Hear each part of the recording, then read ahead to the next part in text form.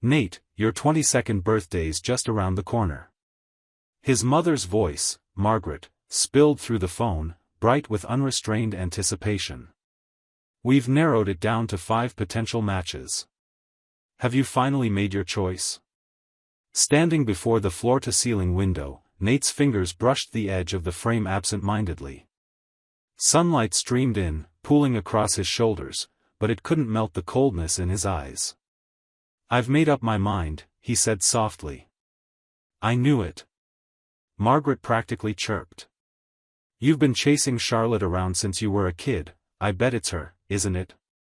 No. Nate's voice was calm. It's not her. Silence crackled over the line. Margaret hesitated. Then, is it Sophie? Or Olivia? Or Madeline? All 3 of them adore you. It's not any of them either. A sharp inhale echoed through the speaker. That only leaves Harper. But Nate, she's your nemesis. You can't possibly mean. I do, he cut her off. His voice was clear, decisive. I'm choosing Harper. I'm going to marry her. What? Margaret's voice shot up an octave. You and Harper have never gotten along. You pushed her into the pool when you were 5. You hid chili powder in her birthday cake when you were 10. And when you were 15, you threw her limited edition figurine into a fountain. As she rattled off their long, scandalous history, Nate's lips curved into a smile, small, involuntary. Just last year you said you couldn't stand to see her, Margaret pushed on, bewildered. She was so furious she packed up and moved to Switzerland. Why on earth would you want to marry her now? Nate lowered his gaze. His fingertips curled into the edge of the frame. Because this time around, he knew better. He had lived this life once before. And in that other life, he'd stood in this very spot, filled with blind hope, telling his mother he wanted to marry Charlotte. But how could he have known back then, that the elegant, untouchable Charlotte would fake her own death to escape their wedding and vanish with another man? That she would leave him drowning in heartbreak for the next 20 years? No, he wouldn't make that mistake again. Because now he understood, out of all 5 women, only Harper had ever truly loved him. And he'd been too blind to see it. He was born into the prestigious Graham family of Kingsport City. His mother, Margaret, was best friends with the wives of 5 other powerful families, the Wells, Hart, Price, Cross, and Lane dynasties. By some twist of fate, all 6 women were pregnant at the same time. 5 of them had daughters. Only Margaret gave birth to a boy. The day Nate was born, the other women were green with envy. They took turns holding the delicate, rosy-cheeked baby boy, each one already scheming for a future alliance. The conversation turned heated fast. Each of them wanted her daughter to marry into the Graham family. Caught in the middle, Margaret made a promise: when Nate turned 22, he would choose his bride from among their daughters. In his past life, he hadn't even hesitated. He chose Charlotte. She was the girl he'd spent his youth chasing, the woman he thought would make him happy. But on the eve of their wedding, her plane crashed. There were no survivors. No body recovered. Nothing but ash and speculation. Nate lost his mind. For 2 decades, he searched for her remains, refusing to accept the finality of death. Meanwhile, Sophie, Olivia, and Madeline stayed close by. They were gentle, loyal, always confessing their love, always hoping to pull him out of his grief. He was grateful for their devotion, he truly was. But he couldn't let go of Charlotte. Not until that night. A cold, rainy evening in London. He turned a corner, and there she was. Charlotte. The woman who was supposed to be dead. Pressed up against a brick wall, lips locked with Lucas, the very scholarship student Nate had once sponsored out of pity. Nate froze. Across the street, under the soft glow of a street lamp, he saw the rest of them. Sophie. Olivia. Madeline. Watching. smiling. Damn, that kiss was long, her lips are swollen, one of them teased as Charlotte and Lucas finally pulled apart. Don't worry, Lucas, another cooed. Stay here with Charlotte, just the two of you. We'll keep Nate busy. He'll never find out where you are. And just like that, everything snapped into focus. Charlotte had never loved him. She'd loved Lucas all along. She staged her own death, orchestrated an entire tragedy, just to run away with him. And the others? Sophie, Olivia, Madeline, they'd never truly loved Nate either. Their affection had been an act, a tactic to keep him distracted, to shield the man they all adored. Lucas. The truth hit him like a truck. Literally. He staggered into the street, reeling from betrayal, only to be struck by a car. On the other side of the road, those four stood in the rain, watching. Not one of them moved. They let him die. And in the end, the only one who came for him was Harper. His childhood rival. The girl he'd mocked, insulted, fought at every turn. She was the one who claimed his broken body. The one who arranged his burial. The one who stood before his headstone, tears welling in her eyes. Nate? His mother's voice tugged him back to the present. Are you still there? He drew in a long breath. His fingertips trembled slightly. I've made my decision, he said. At the birthday gala, I'll announce that I've chosen Harper to be my fiancé. There was a pause. I'd appreciate it, he added, more quietly but with absolute conviction, if you and Dad could go to Switzerland yourselves to deliver the news. She probably won't believe it unless you're the ones to tell her. Margaret didn't understand the sudden shift, but she loved her son too much to argue. She sighed. All right. If that's what you want, we'll fly out tomorrow. The moment the call ended, Nate exhaled deeply, as if shedding a weight he'd carried too long. He turned and headed upstairs. Inside the walk-in closet, he unlocked a hidden panel. Behind it, four elegantly wrapped gift boxes sat in perfect order, silent, gleaming remnants of the past. A pair of diamond cufflinks from Charlotte. A limited edition watch from Sophie. A gallery-grade painting from Olivia. A custom fragrance from Madeline. Each item was priceless. Each one soaked in lies. He gathered them in his arms and walked out, not sparing them a final glance. Just as he stepped into the garden, a voice froze him in place. Charlotte. Lucas's voice cracked, thick with emotion. His eyes were red. Nate's turning 22. He adores you. He's obviously going to choose you. That means, you'll be a married woman soon. I can't keep doing this. He hung his head, his voice dropping into a whisper. I've already betrayed him enough. He paid for my education. And while he trusted me, I was stealing your love behind his back. I can't do this anymore. You're the heiress of the Wells family, he added bitterly. I'm nothing but a charity case, some poor student Graham took pity on. Whatever this thing between us was, just forget it. Nate stopped in his tracks. Not far ahead, standing beneath the pergola, were four women. Surrounding Lucas. Sophie. Olivia. Madeline. Charlotte. Just like before. Charlotte's expression darkened. She grabbed Lucas by the wrist, her grip tight and unrelenting. You don't get to leave, not without my permission, she snapped. Even if he chooses me, I don't care. I only want you. She leaned in closer, her voice low and steady. Don't worry.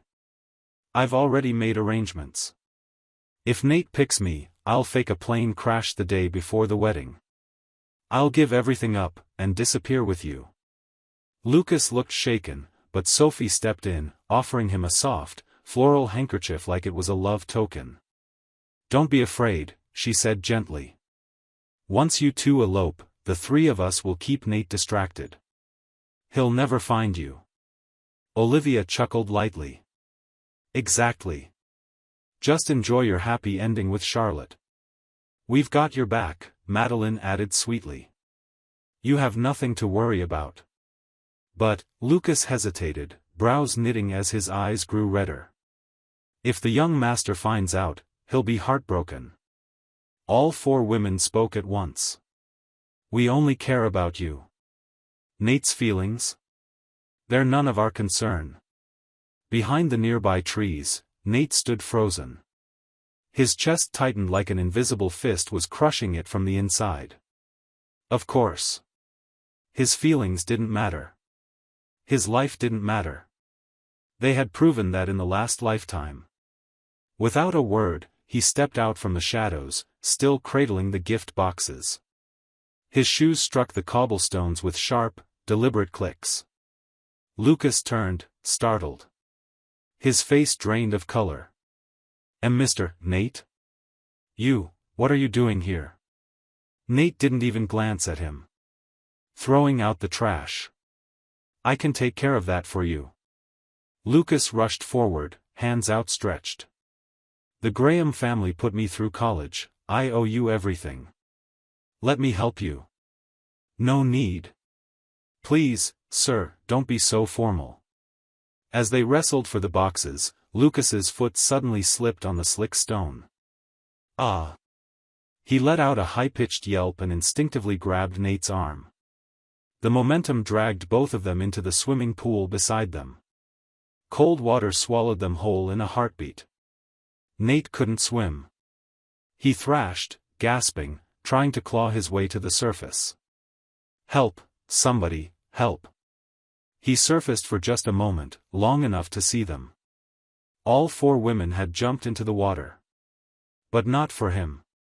He watched, wide-eyed, as they rushed past him, arms reaching, voices calling. All for Lucas. No one came for him. He sank. Slowly, silently. As if the world had decided, once again, that he didn't matter. As the water surged into his nose, blurring the edges of his vision, Nate saw it all, through the stinging burn, through the haze. Charlotte pulling Lucas out of the pool. Sophie wrapping him in a towel. Olivia pressing her hands to his chest, counting beats. Madeline dialing emergency services with trembling fingers. And then Charlotte cradled Lucas's jaw in her hand, and kissed him. Nate stared numbly at Charlotte as she leaned over Lucas, her lips pressed to his in a mockery of CPR. His hair clung to his face, water dripping steadily from his lashes, but nothing felt colder than the hollow inside his chest. In the last life, Charlotte had always seemed distant. Elegant. Untouchable. So cold she'd wash her hands obsessively after brushing against him. He'd thought it was a quirk. A hint of germophobia. He told himself she just wasn't used to intimacy. He believed, foolishly, that if he gave her enough time, enough warmth, she'd melt for him. But now he saw the truth. She was never cold. She just wasn't cold to him. She had simply already chosen someone else. And he? He had never even been in the running. Clawing against the stone edge of the pool, Nate hauled himself out, soaked and gasping. His nails scraped deep into the concrete, skin tearing, pain flaring. He couldn't die here. Not now. Not yet. He had to marry Harper. Just feet away, Charlotte finally pulled away from Lucas's mouth. The so-called CPR ended with a tender kiss. Lucas coughed weakly, then blinked his eyes open. Lucas. Charlotte let out a shaky breath, wrapping an arm around his shoulders. I'm taking you to the hospital. She turned to leave, never once looking in Nate's direction. Not even a glance. A few seconds later, the other three finally seemed to notice him. Nate. Sophie was the first to rush over. She wore a deep navy fishtail gown that clung to her every movement, elegant, composed, not a single detail out of place, even in chaos. Olivia and Madeline followed close behind, the three of them forming a picture-perfect tableau, like something out of a fashion spread. "Nate, are you all right?" Sophie reached for him. "It was all happening so fast, we thought Lucas was you," Olivia jumped in. "The water was murky, we couldn't see clearly," Madeline added, offering him a towel. Nate took it. His fingertips were still freezing. What a pathetic excuse. The pool water was crystal clear. Lucas had been wearing a white dress shirt. Nate had been in a black suit. There was no way to confuse them. No way to accidentally save the wrong man. And yet, they had. They all had. "You should go get checked out at the hospital," Sophie said gently. "We'll come with you." Nate lifted his eyes. He saw it then, clear as day. That urgency in their gaze. That flicker of tension behind their smiles. They didn't care about him. They just needed an excuse to see Lucas. No need. He tossed the towel back toward them. "I'm fine." "But you're soaked," Olivia protested, her brows knitting. "You could catch a chill." "If you're so eager to go to the hospital," Nate cut in coolly, "you can go yourselves." The three of them exchanged awkward glances. "But we're not the ones who got hurt," Madeline offered with a forced laugh. "Come on, don't be mad. It was just a mix-up. We'll skip work for the next few days and stay with you, as an apology. How about that?" Nate didn't answer. He just turned and walked away. His soaked clothes clung to his body, every step heavy and slow. But he held his posture straight. Back rigid. Head high. He didn't look back. In the days that followed, the three women tried everything to win him over. Sophie brought him a custom suit, fresh from Paris Fashion Week's latest collection. Olivia had rare diamond cufflinks flown in overnight. Madeline didn't even bother with subtlety, she delivered a limited edition sports car to his door. "Nate, there's an auction tonight," Sophie said softly, slipping a gilded invitation into his hand. "Come with us. It'll help you take your mind off things." He watched them, so eager, so attentive. And inside, he laughed. The auction hall gleamed under a sea of crystal chandeliers, gold-leafed columns lining the walls. The whole room glittered like daylight trapped in a dream. Nate walked in slowly, polished dress shoes tapping against marble. The tailored black tux hugged his tall, lean frame. He looked immaculate. But the moment he stepped into the VIP section, he stopped cold. There, at the front, Charlotte was gently helping Lucas into a seat. She wore a black off-the-shoulder gown, its precise cut tracing every soft curve of her body. Her eyes, those eyes he once believed held galaxies, were filled with warmth. Not for him. For Lucas. Charlotte spotted him. Her brows twitched in faint displeasure, but to his surprise, she walked over. Her tone was clipped, like discussing a business merger. "Has your mother talked to you about choosing a fiancé?" Nate lifted his gaze, meeting her detached expression. "I know you like me," she said, merciless as ever. "But I don't like you. So don't pick me." With that, she turned and walked away. Not even a pause. Not a flicker of regret. She went back to Lucas, draping herself beside him protectively, as if shielding something precious. As if guarding the one thing in her world that mattered.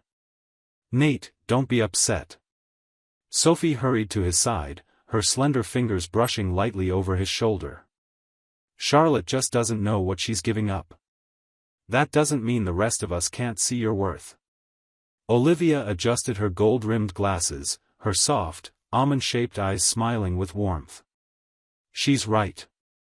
The three of us, we like you. And we'll always be on your side."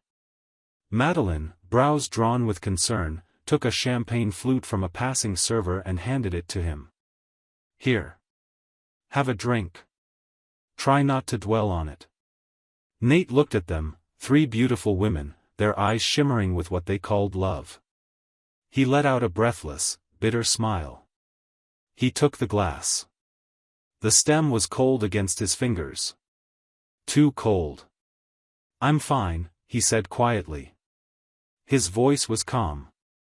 Unshaken. Empty. But Sophie leaned in, voice dropping to a teasing whisper, her breath warm against his ear. "Seriously though, now that Harper's out of the picture, since you sent her abroad last year, you're down to 4 fiancés. So, which one of us are you going to choose? We're all dying to know." Nate parted his lips, ready to say it outright. "None of you." But what came out instead was, "You'll find out soon enough." That single sentence changed the atmosphere in an instant. Tension rippled between them. They smiled, but their shoulders stiffened. Their laughter came with a tremor. Nate said nothing more. He simply lifted the champagne to his lips, a ghost of a smirk playing there. He had suffered for 20 years in the last life. They could survive a few days of unease. The auction officially began. The three women hovered close, whispering, smiling, asking which items he liked. Nate shook his head at every suggestion. Meanwhile, in the VIP row, Charlotte bid aggressively for Lucas. Every item he so much as glanced at, she secured. A diamond wristwatch. An antique pocket watch. Nate caught the gleam of them out of the corner of his eye. And felt nothing. No anger. No heartbreak. Just silence. Until the final item of the evening was announced. The auctioneer pulled the red cloth away, revealing the last piece. Nate's pupils constricted. It was that painting. His mentor's final work. Spring mist over the valley. One look at the soft, familiar brushstrokes and Nate was thrown backward in memory. He saw his mentor's trembling hand the day he completed it. He could still feel the gentle weight of that hand on his shoulder. Hear the words spoken with frail but certain pride. "Nate, this piece, it's everything I've ever poured into my art." His mentor had passed not long after. Left behind a grieving widow, drowning in sorrow. If Nate could win this painting back, maybe he could give her a little peace. $1 million. Nate raised his paddle without a flicker of hesitation. Beside him, Lucas leaned in and tugged lightly at Charlotte's sleeve, his eyes fixed hungrily on the canvas. "That painting, it's incredible." Charlotte immediately lifted her paddle. 2 million. Nate didn't blink. 4 million. 10 million. Gasps rippled through the auction hall. The atmosphere grew taut, thick with disbelief. Sophie, Olivia, and Madeline, once so determined, quietly lowered their paddles. Because Lucas hadn't taken his eyes off the painting. Not once. What a joke. Not 10 minutes ago, they'd all promised him. "Nate, whatever you want, we'll make sure you get it." His fingernails dug sharply into his palm. He raised his paddle again. 20 million. 50 million, Charlotte countered without pause. Nate stood frozen. There was no point in escalating further. Not with someone who had no intention of losing. Charlotte won the bid. She strode down the aisle in stilettos, legs long and graceful as she crossed the red carpet to claim the painting. She never once looked back. Not even a glance at him, white-faced, silent, standing like a statue in the middle of the room. "Nate, don't be upset," Sophie rushed to say, reaching for him. "If you like it, I'll head backstage and find something similar. I'll buy it for you right now." "I'll come too," Olivia added quickly. "Me three," Madeline chimed in. The three of them hurried off, their voices fading behind them. Nate stood alone, their retreating silhouettes blurring in his vision. He took a slow breath, forcing down the heat clawing at his chest, and turned toward the crowd now forming around Lucas. He walked straight through them, expression unreadable. "That painting," Nate said, his voice disturbingly calm. Name your price. Sell it to me. Lucas gave a soft chuckle, a gleam of mockery flashing in his eyes. Didn't expect the golden boy of the Graham family to beg, he said with a smug tilt of his head. He pretended to hesitate, but the corner of his mouth twitched with satisfaction. Too bad, he said. Money can't buy everything. And right now, I'm not interested in selling. Then he paused. Deliberately. But, if you really want it. He leaned in, smile growing arrogant, voice syrupy and cruel. Beg me. You do that, and I'll hand it over. Nate's breath caught. This face. This man who put on a gentle, humble act in front of women. And revealed his true, arrogant self in front of him. This was exactly why Nate had always hated Lucas. Nate clenched his fists so tightly his knuckles turned white. I told you, he ground out between his teeth. Money's not the issue. Lucas smiled wide. Radiant. And revolting.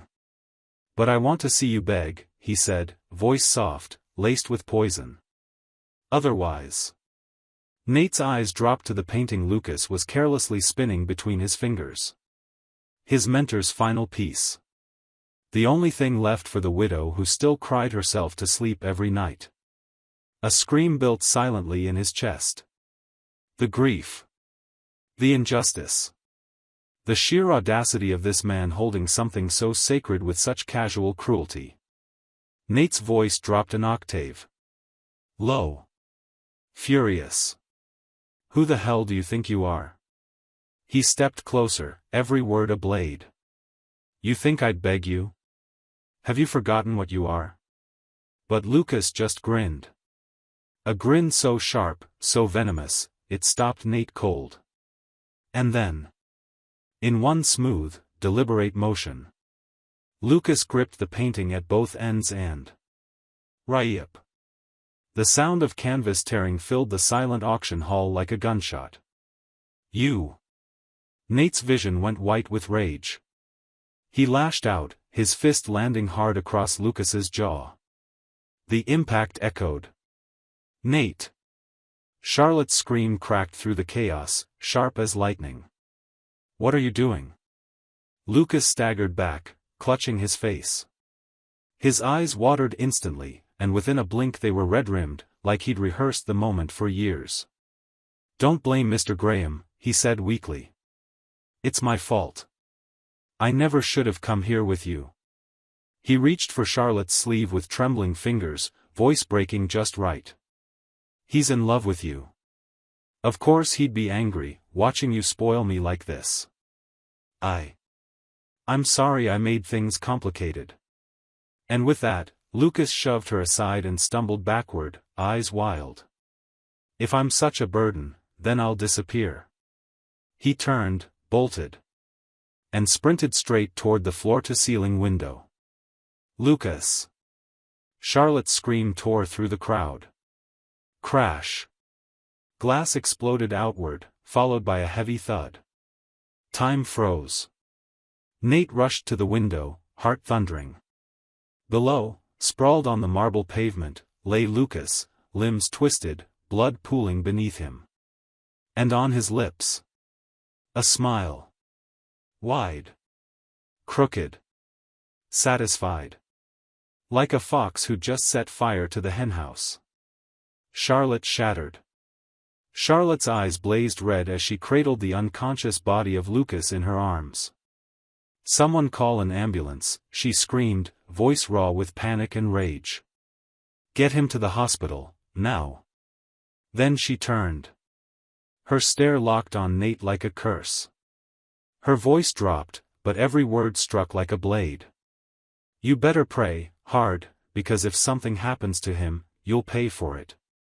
Under the hospital's cold, sterile lights, time seemed to stop. A doctor burst through the operating room doors, mask half pulled down, panic in his voice. He's bleeding internally, we need a transfusion immediately. But his blood type is AB negative, extremely rare. We're nearly out in the bank. Charlotte snapped her head around. Her gaze zeroed in on Nate, who stood cuffed and surrounded by hospital security.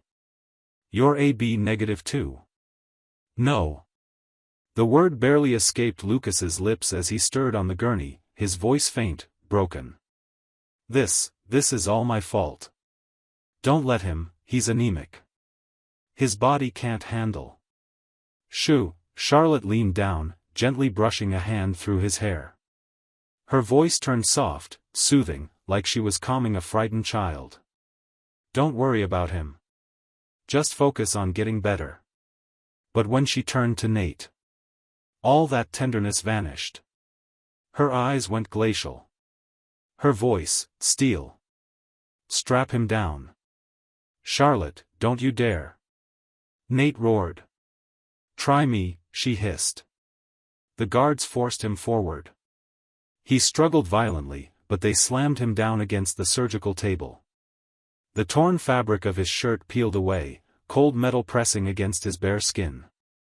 He thrashed, legs kicking hard enough to knock over a tray of surgical tools. Stainless steel clattered across the floor. "Hold him still." Charlotte barked.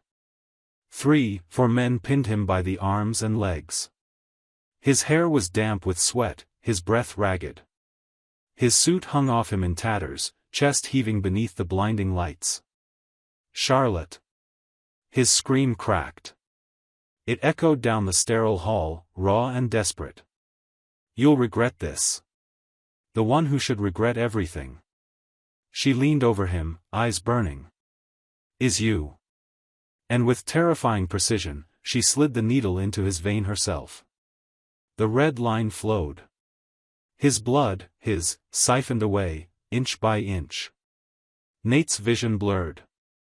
The lights overhead smeared into halos. The voices around him faded into static. And the last thing he felt was cold. Somewhere in the haze, the world folded in on itself. He was back there. The night of the storm. Blinding headlights. The screech of brakes. And across the rain-slicked street, Charlotte's face, unreadable, as she stood silently with the others. Cold. Distant. Only Harper had run to him. His lifelong rival. His enemy in every childhood memory. But that night, she was the only one who came. Stumbling through the downpour. Falling to her knees. Wrapping her trembling arms around his broken body. Harper. His lips moved, cracking at the corners as tears mixed with blood and soaked into the sheets beneath him. "When are you coming back? I miss you so much." His voice faded, soft as breath. And then, nothing. Just the glare of surgical lights overhead, swallowing him whole. When Nate opened his eyes, the harsh white light stung his retinas.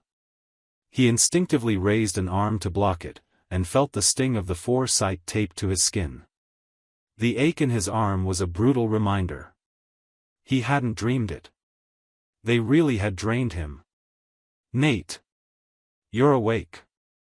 Sophie was the first to rush to his bedside. Her ever-soft eyes sparkled with what she probably thought looked like genuine concern. She reached for his face. He flinched, instinctively tilting away. "I'm sorry we were late," Olivia said, her voice as syrupy sweet as ever. "Charlotte went way too far. Forcing you to donate like that, how could she?" Madeline stepped forward with a glass of warm water. "Rest for now. We'll deal with Charlotte ourselves."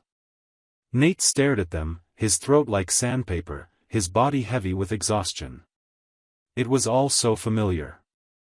Every time Charlotte humiliated him in his past life, these three would appear like clockwork, cooing sympathy, offering comfort, playing the loyal friends.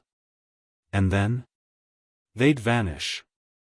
Off to be with the man they actually cared about. "No need," he rasped. "I'd rather be alone." They exchanged glances. A flicker of something unspoken passed between them. Sophie was the first to speak. "Of course. Get some rest. We'll be back soon." They left quickly, the door swinging half-closed in their haste. Nate lay still, staring at the sliver of hallway visible through the opening. He didn't have to strain to hear them. Is Lucas awake yet? Charlotte's still not letting anyone see him. We should grab something from that dessert place he likes. The door clicked shut. And Nate laughed. Laughed so hard it shook him. Tears spilled down his temples, vanishing into the pillow. Not from pain. From pure, exhausted clarity. He was done. Too tired to expose their lies. Too broken to pretend he didn't see through it all. The next few days dragged by in sterile silence. Nate lay alone in the hospital bed, staring at the ceiling until the hours blurred together. Nurses came and went, tending to him with quiet restraint, each one hesitating before they spoke, then thinking better of it. One finally broke the silence. "Mr. Graham," she said gently, adjusting his fore. "Your friends, they haven't come by today either?" Nate shook his head. His eyes drifted to the wilting bouquet on the bedside table, a cluster of lilies, their once white petals now curling with yellowed edges. Sophie had brought them. 3 days ago. The decay mirrored their affection, once beautiful, now paper-thin and rotting at the seams. His phone buzzed. A message from Olivia. "Nate, something urgent came up at the company. We're flying to the UK. Don't worry, we've hired the best private nurse to look after you." Seconds later, one from Madeline. "We'll bring you gifts when we're back." Then Sophie. "Focus on healing. When we return, I'll take you to your favorite restaurant." Nate tossed the phone aside. It wasn't their absence that hurt. It was the careless presence they left behind. The nurses they'd hired, supposedly the best, were clumsy and indifferent. One spilled scalding water across his hand. Another let a needle backflow with blood, unnoticed. They tore gauze off his healing skin like they were peeling tape off a box. By the end of it, his recovery had regressed, new burns, new bruises blooming over old wounds. "I'm leaving." He couldn't take it anymore. Against the staff's protests, Nate signed the discharge papers himself. Coincidentally, or perhaps not, Sophie, Olivia, and Madeline had just wrapped up business and arrived to take him home. They walked beside him down the pristine corridor of the VIP ward, voices too bright, steps too light. That's when it happened. As they passed one of the private rooms, a familiar voice filtered through the cracked door. "Just one more sip, okay?" Charlotte's voice was low, almost a whisper. "Doctor said you need to eat more if you want to get stronger." Nate stopped. Through the narrow gap in the door, he saw her, Charlotte, sitting at Lucas's bedside.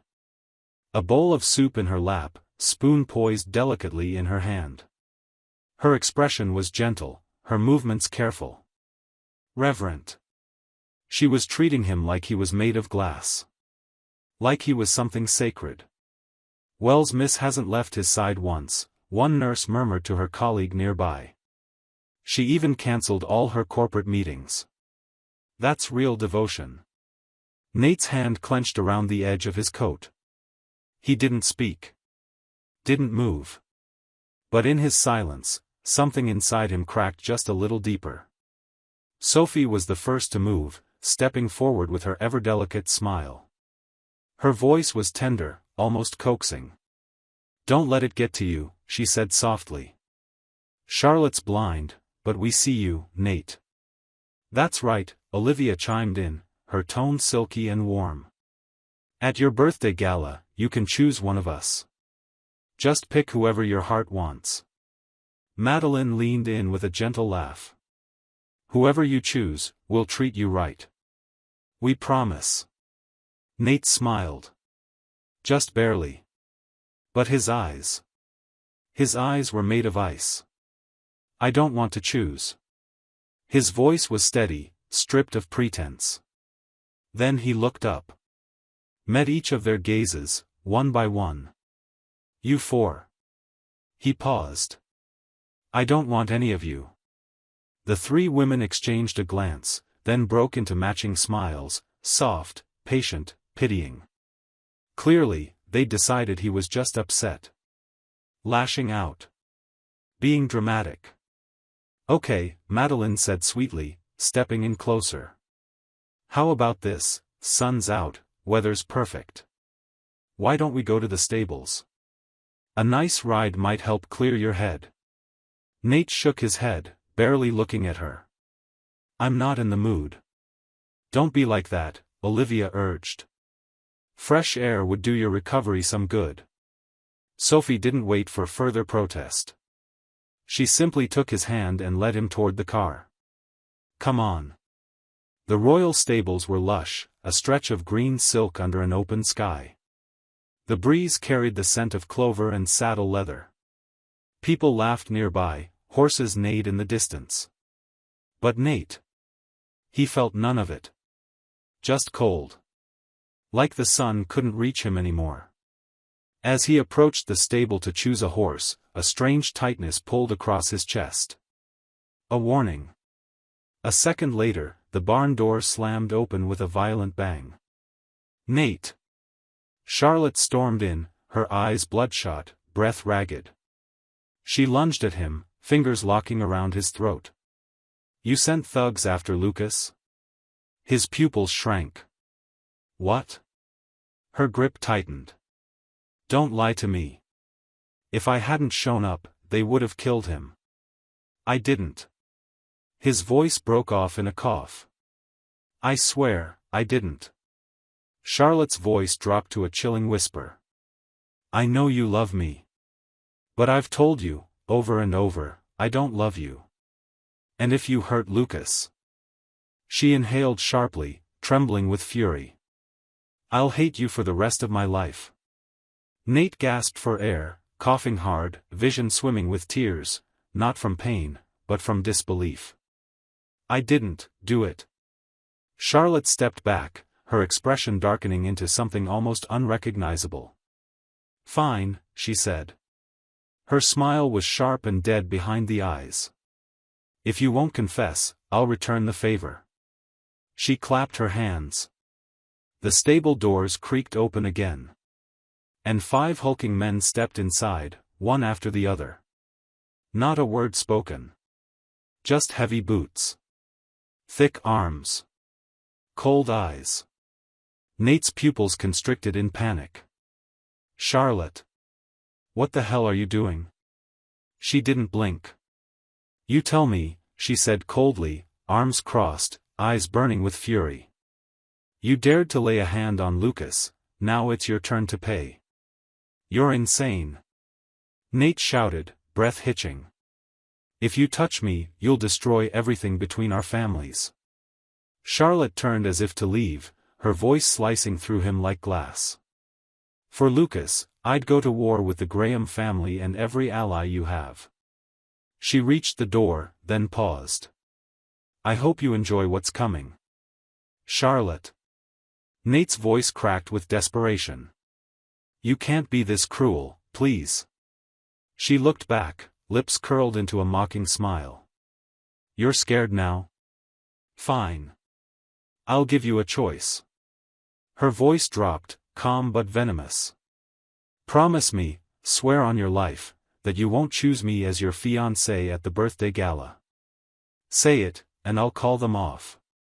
Nate stared at her, stunned. I was never going to choose you, he shouted, voice raw. You think I'd still want you after all this? Charlotte's expression changed in an instant. Her face twisted into something colder. More dangerous. You expect me to believe that? She hissed. You've been chasing me since we were kids. You've loved me for years. Don't pretend otherwise.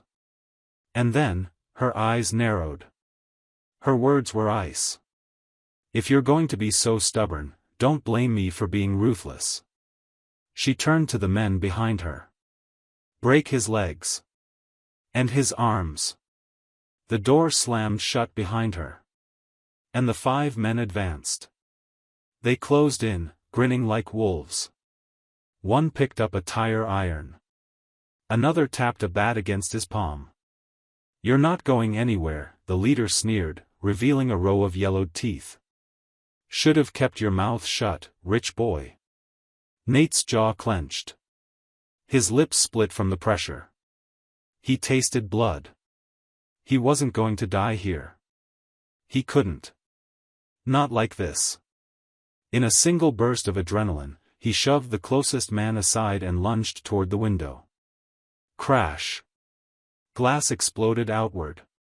Frigid wind slammed into the room. Nate hit the ground hard, shards slicing across his leg, but he didn't stop. Gritting his teeth, he scrambled to his feet and ran. He dragged his injured leg through mud and gravel, bolting toward the parking lot. Pain screamed through his body, but he didn't look back. "Get him!" Voices roared behind him. Heavy footsteps thundered after him. Nate pushed harder, vision swimming, lungs on fire. And then... screech. Blinding headlights. A roar of an engine. Slam.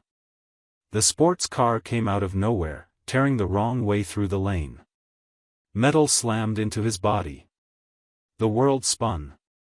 His body was airborne, weightless for a split second, before he crashed against the pavement like a broken doll. Blood spread beneath him in a growing pool. Everything turned to static. Light. Sound. Feeling. His heartbeat thudded in his ears like distant thunder. Then even that began to fade. He heard the car door swing open. Footsteps crunched against gravel, growing louder. "Sophie, that was vicious," Olivia's voice hissed. "Charlotte already had people beat him, you had to hit him with a car?" "If he hadn't run, I wouldn't have needed to," Sophie replied coldly, her voice calm, almost amused. "He brought it on himself." Madeline sighed, disappointment thick in her tone. "Shame he didn't die. If he had, we wouldn't have to keep pretending around him anymore. We could finally stay by Lucas's side for good." Something inside Nate shattered. It wasn't anger. It was pain. Deep, guttural, bone-splitting pain. So it was true. They really wanted him dead. When he woke again, the lights overhead were soft, sterile. His body ached like it had been stitched together from shards. Bandages covered nearly every inch of him. He was a mummy, not a man.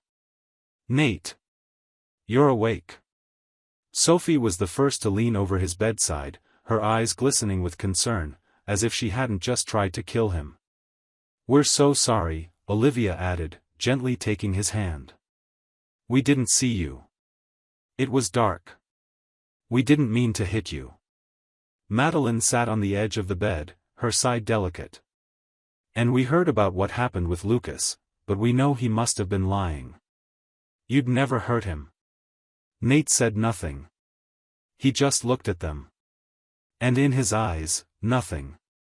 Just a still, empty kind of silence. The kind that settles after something inside a man dies.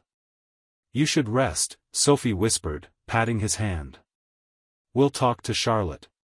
We'll get justice for you."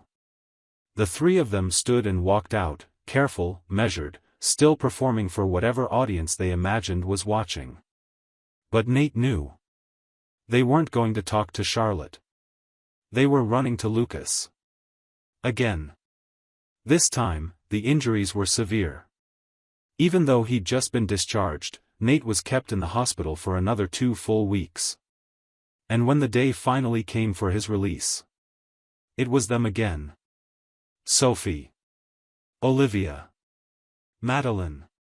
Lined up at the door like devoted friends, ready to escort him home. As if nothing had happened. But when Nate was finally wheeled back into his own home, the last thing he expected to see was them. Charlotte and Lucas. Standing in his living room. He froze in the doorway, voice flat and sharp. "What are you doing here?" Charlotte lifted her gaze. There was no warmth in her eyes, only frost, like she was looking at a stranger. I brought Lucas to pack up his things. He won't be staying here anymore. Nate's lips curled, the motion tugging at a healing wound on his face. He winced as pain shot through him. Afraid I'll hurt him again?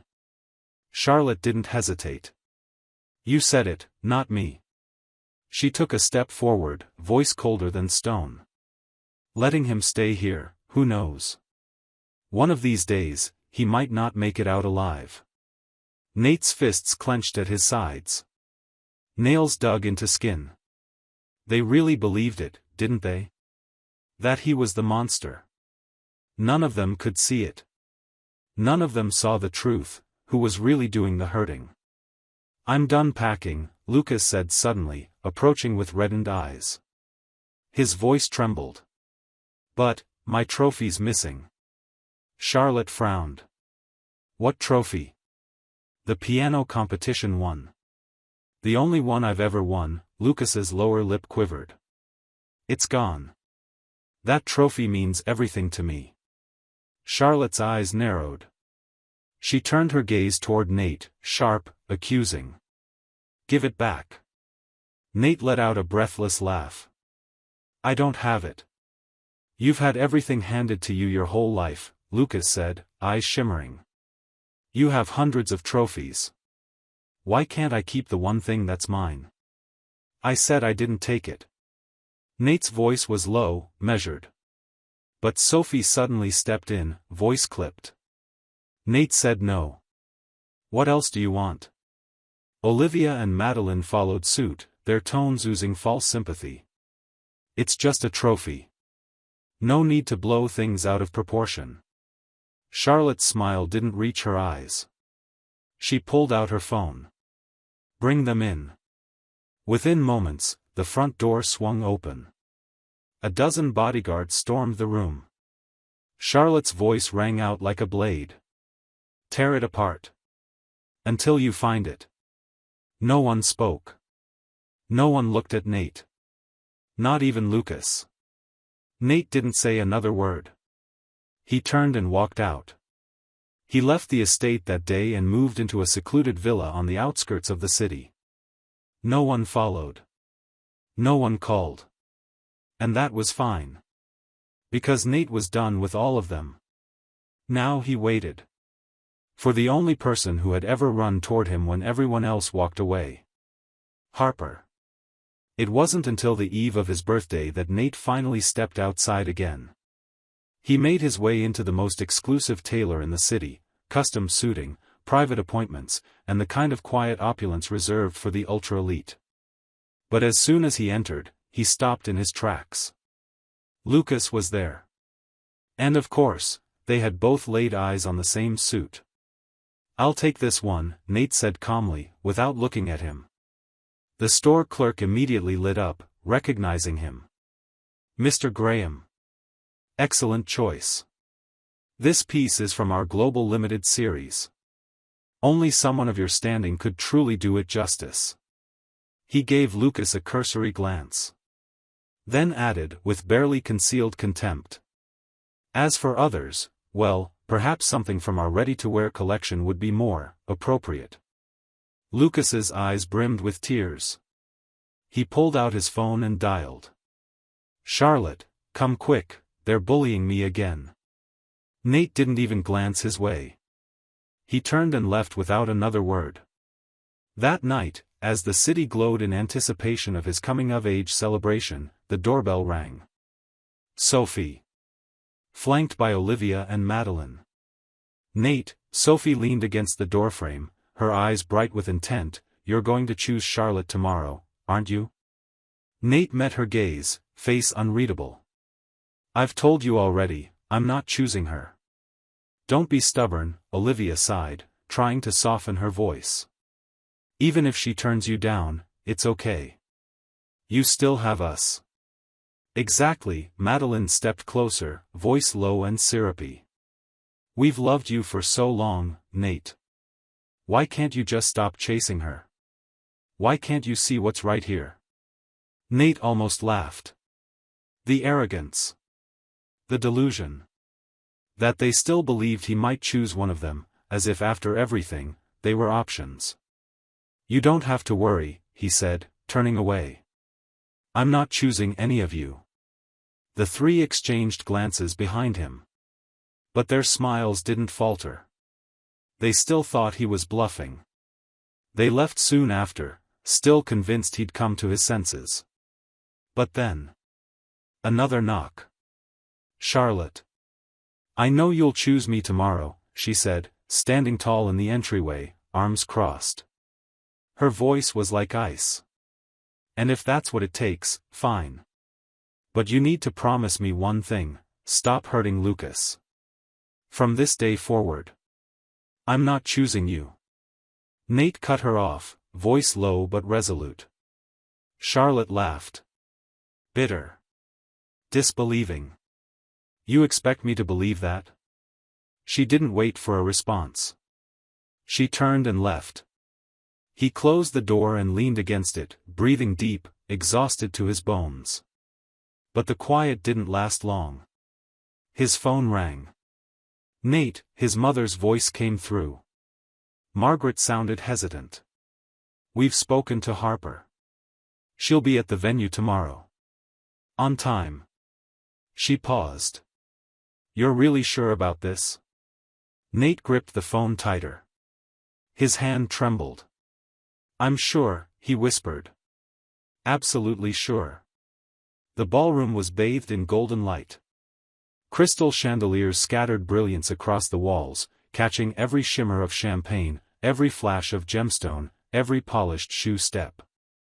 It was the kind of night reserved for royalty, and tonight, it belonged to him. Nate entered wearing a crisp white tuxedo, the fabric tailored to perfection, his frame tall and poised, his presence calm, composed, magnetic. He was elegance personified, quietly radiant. Sophie, Olivia, and Madeline were on him instantly. "Nate," Sophie purred, her gaze locked on his face. "You look so good tonight, it's hard to look away." "That suit was made for you," Olivia added with a smile that dripped sweetness. "Happy birthday," Madeline said, handing him a glass of champagne, fingers brushing his as if by accident. Nate opened his mouth to respond. But the room fell silent. A strange stillness rippled across the guests. He turned. At the entrance stood Charlotte. Her arm linked tightly through Lucas's. And Lucas was wearing the exact same suit as Nate. A sharp intake of breath swept through the crowd. Murmurs ignited. A low buzz of scandal. Two men. Same suit. Same silhouette. But one had earned it. The other had borrowed it. The evening moved forward, but something was fractured. Finally, the MC stepped forward, voice smooth, rehearsed.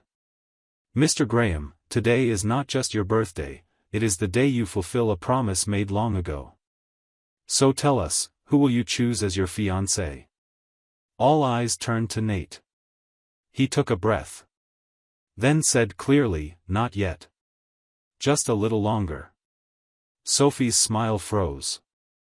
"Nate, who are you waiting for?" And then, bang! The ballroom doors burst open. Richard Graham entered with the gravitas of a king.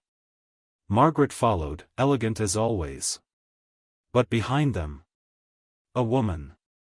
She moved like a blade, sleek, sharp, impossible to ignore. She wore a white mermaid gown that shimmered like starlight, hugging every line of her body. Her heels clicked with quiet defiance. Her chin was high, eyes cool, lips unmoved. She had arrived. Harper. She was finally here. Nate's breath caught. His throat burned.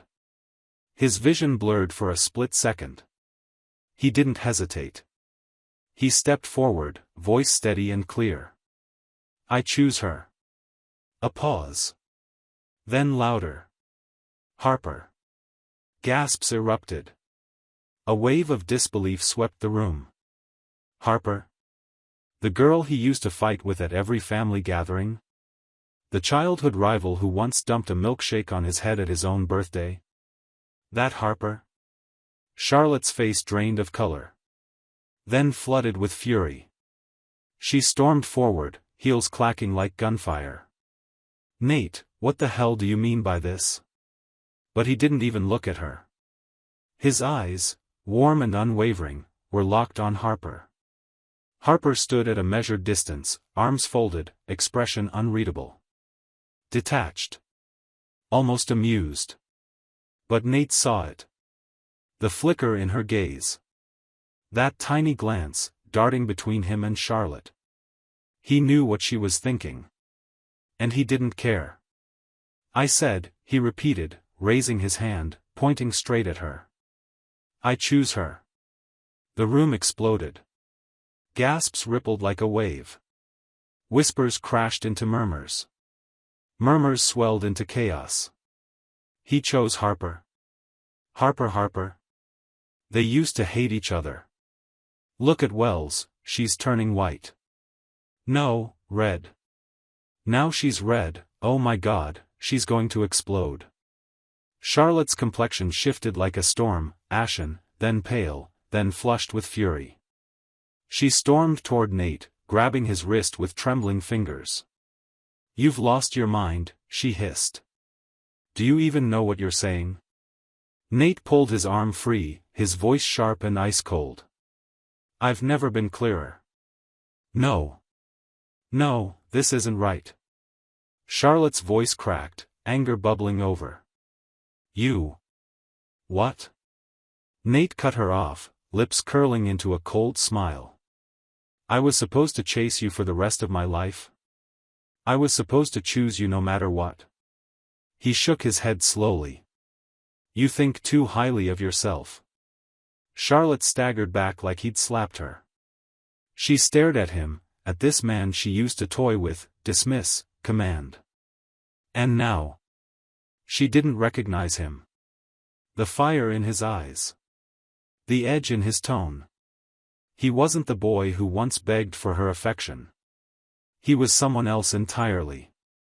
Sophie, Olivia, and Madeline closed in, voices sharp with panic. Don't joke like this, Olivia said, frowning. Seriously, Madeline added, her voice brittle, everyone knows you've always loved Charlotte. Nate looked at their perfectly powdered faces, their polished lies. His stomach turned. I'm not joking, he said evenly, his voice slicing through the noise. I choose Harper. Another wave of silence fell like a curtain. All eyes turned. Harper. She stood off to the side, untouched by the chaos. Poised. Detached. Watching. Slowly, deliberately, she stepped forward. Her heels echoed like war drums on marble. She stopped in front of Nate, her eyes raking over him, through him, as if peeling back his soul. Then she smiled. Not warmly. Not kindly. Cool. Sharp. Don't use the same tricks on me, she said flatly. I'm not them. Nate met her gaze head-on. No tricks, he said. This is real. The tension crackled between them, two stubborn forces locked in a silent war. Neither blinking. Neither flinching. All around them, the guests held their breath. Frozen. Waiting. And then. Lucas pushed through the crowd, clutching Charlotte's sleeve. Charlotte, his voice trembled with guilt. Maybe he's just angry. Maybe I shouldn't have come. Charlotte turned instantly, cupping his hand. No, baby, this isn't your fault. Then she turned back to Nate, fury blazing in her eyes. Is this how you punish me? She snapped. By humiliating me in front of everyone? Nate looked at her, looked at them. Lucas, clinging to her. Charlotte, clinging to control. And for once, his heart didn't ache. It was calm. Quiet. He took a breath. I'm not humiliating anyone, he said softly. I'm just making a choice. Harper's soft laugh cut through the tension like a blade dressed in silk. She turned toward Charlotte, calm and unbothered. He chose me. Do you have a problem with that? The words were spoken lightly, almost playfully. But the force behind them was undeniable. Charlotte's face twisted, a flush of rage climbing up her neck. Don't flatter yourself, Harper. Nate's confused. He doesn't love you. Harper shrugged, cool and disinterested. So what? It's an engagement, not a love story. The crowd stirred again.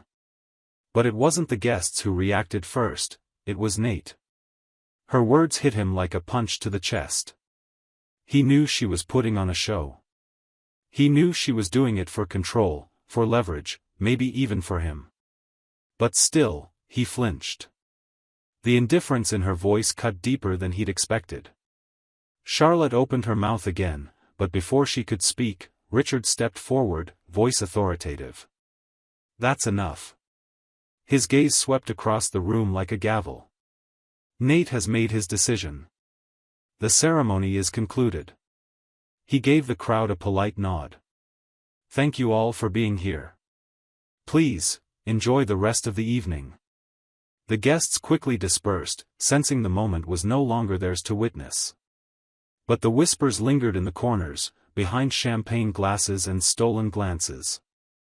Nate watched as Charlotte stormed out, Sophie, Olivia, and Madeline trailing behind her, each wearing a different shade of resentment, confusion, or disbelief. And for the first time in a long time, he exhaled. But when he turned to Harper, she was already walking away. Wait. He followed, weaving past the remaining guests, catching up in the corridor outside the ballroom. Where are you going? Home, she said without turning around. Can we talk? He reached for her arm. She dodged without hesitation. There's nothing to talk about. She finally turned. Her eyes were cold. Her voice, colder. I don't know what kind of game you're playing, Nate. But I'm not interested in playing along. It's not a game, he said quickly, voice cracking with urgency. I meant what I said. Every word. Harper stared at him. Then, slowly, she stepped forward. Too close. Close enough that he could smell the cool sweetness of her perfume, feel her breath at the base of his throat. She tilted her head and locked her gaze to his. Nate. Her voice was razor sharp. You chased Charlotte for 20 years. And now, what? You wake up one day and decide I'm the one? She let the words hang there, heavy and cutting. Nate's breath caught. His lashes flickered. She was so close. Close enough to see himself reflected in her eyes.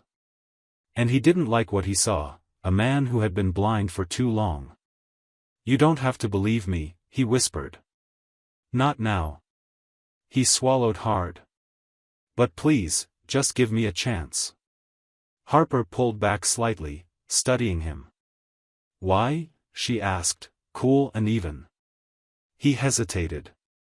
He could have said because I've lived this life before. Because I saw how it all ends when I don't choose you. But he didn't. Instead. Because I finally know who was worth it all along. Harper's eyes flickered, just for a second. Then, as quickly as it came, the emotion vanished. She turned away, her heels clicking against the marble floor. Tomorrow. 10 a.m. Lane Group boardroom, she said over her shoulder. Don't be late. And then she was gone. Nate stood still, staring after her slender silhouette as it disappeared into the hallway's shadows. And slowly, almost involuntarily, he smiled. This was better than he'd hoped. She hadn't forgiven him. She hadn't even softened. But she'd given him a chance. And that was enough. Across the ballroom, in the shadowed corner behind a champagne tower, Lucas stared at Nate. His jaw clenched. His eyes burned with venom. He could hardly breathe through the fury boiling beneath his skin. He must be being blackmailed, he muttered to Charlotte, his voice shaking with restrained rage. There's no way he'd choose Harper unless she forced him. Charlotte's fingers tightened into a fist, her manicured nails pressing into her palm. Her eyes were like ice. "Don't worry," she said. "I'm not letting them win." The news spread like wildfire. By morning, the engagement was the only thing anyone in Kingsport's elite circles could talk about. Nate Graham had chosen Harper. The infamous rival. The outsider. The enemy. It was as if he'd thrown a match into a room full of gasoline. Wells. Hart. Price. Cross. Every major family that had once groomed a daughter for the Graham heir immediately launched their own investigations. They dug. They bribed. They hired private investigators, intelligence firms, even discreet cyber teams with ties to offshore assets. But what they found wasn't weakness. It was silence. Walls. Steel tight. The official record painted Harper as a quiet, self-made businesswoman who had spent the last several years in Switzerland. But the cracks revealed something else. A complex web of discrete partnerships. Shadowy affiliations with European banking syndicates. Ownership stakes in logistics firms, private holding companies, and whispered ties to interests far less public. "She's not just rich," one investigator murmured to their client. "She's untouchable." In a sleek private residence, Charlotte threw the latest report across her desk. "How?" she snapped, pacing. "How could someone like her build this? She was a nobody. Nate used to humiliate her every time they met." Her voice trembled, not with confusion, but humiliation. Sophie stood nearby, arms crossed, her expression pensive. "Maybe," she said quietly, "we never really knew her." Charlotte's eyes narrowed. Lucas stood to the side, seething in silence. He hadn't dragged Charlotte, and the other women, away from Nate just to watch them orbit him again. He wanted Nate destroyed. Broken. Begging. But now, he was watching Nate walk taller than ever. With her. Lucas clenched his jaw, took a deep breath, and pulled out his phone. His voice dropped as he made the call. "It's me. Start the plan. I want eyes on them both." The next morning, Nate stepped into his private club, a sleek, members-only retreat tucked into the heart of Kingsport's financial district. He barely made it past the foyer before hearing it. Low gasps. Ragged breathing. A man's voice, half laugh, half moan. "Charlotte, not here." It was Lucas. Nate's steps halted. He turned his head slowly toward the hallway at the far end, toward the barely open door. Charlotte was pressed flush against Lucas, her arms looped around his neck. She kissed him with reckless abandon, lips moving like she didn't care who saw. Lucas caught Nate's gaze from the corner of his eye. He smirked. Then he raised his voice deliberately, dripping with cruel amusement. "If the prince saw this, he'd be heartbroken." Charlotte's lips curled into a sneer, her eyes still half-lidded. "He didn't think of me when he picked Harper, did he?" Nate stood still. He watched, expression unreadable. Once, long ago, this would have gutted him. Once, he might have stormed in, shouted, demanded why, how. But now? Now it was just, pathetic. He turned without a word. But just as he rounded the corner, he walked straight into someone. She didn't flinch. Didn't even blink. Harper. Her arms were crossed, her gaze razor-sharp. "You done watching?" she asked, her voice low and icy. Nate raised a brow. "You following me now?" She didn't answer. Instead, she looked past him, back toward the end of the hall. Toward the two bodies still tangled in the doorway. Lucas was watching now, too. His lips moved in a silent taunt, "Loser." Nate scoffed, starting to walk again.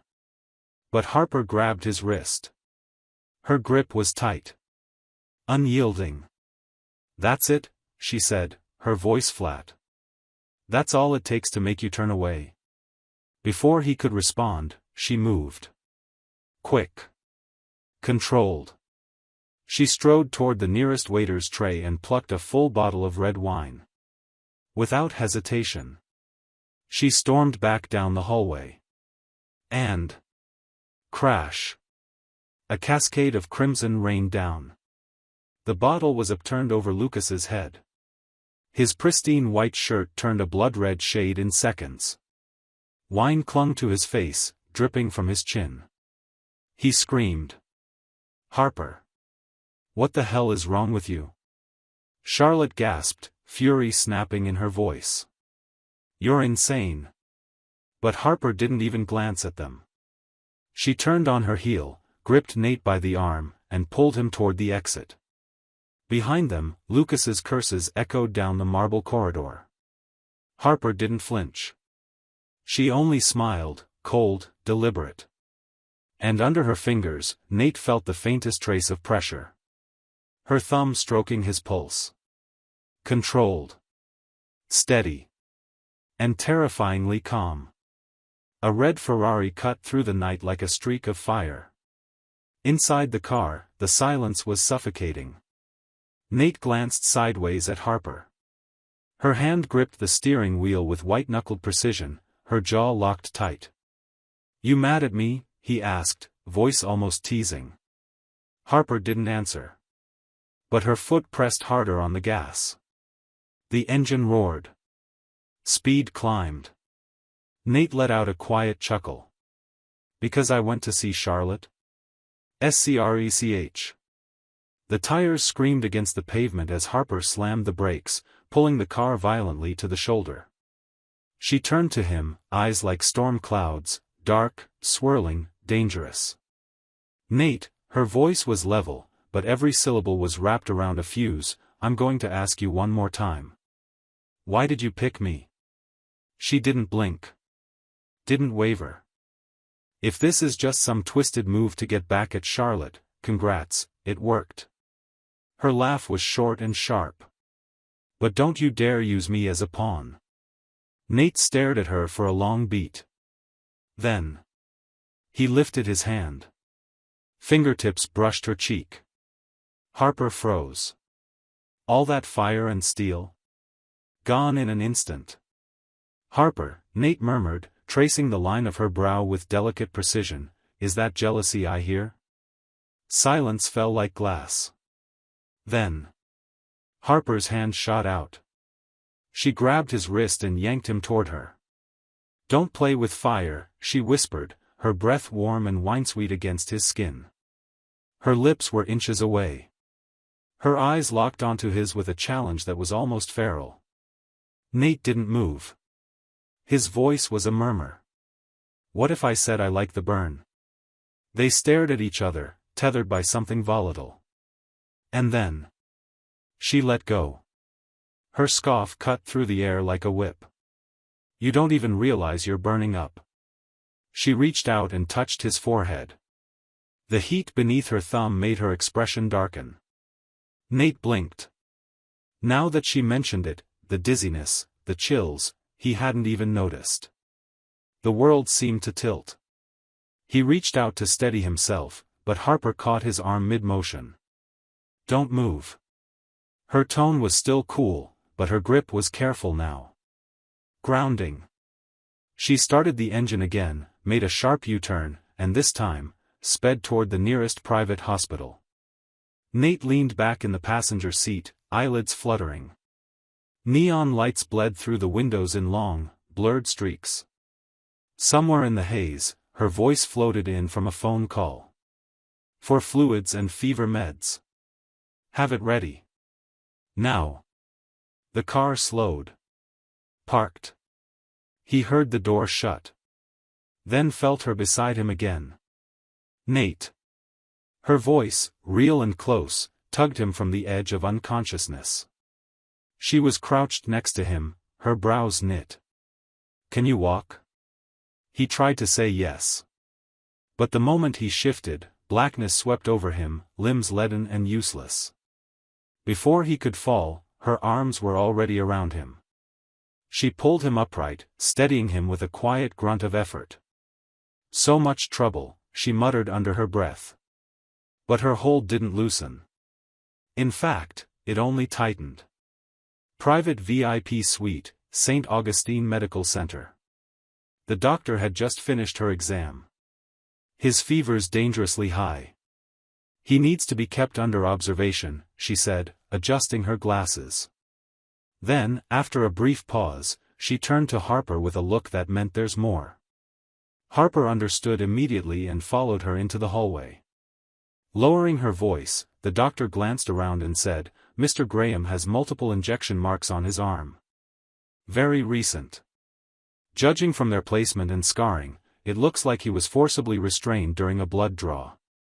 Harper's expression tightened. "That's not all," the doctor continued. "He also has soft tissue bruises and minor contusions across his ribs and back. Nothing accidental. Someone roughed him up." A chill passed through Harper's spine. Her eyes narrowed to icy slits.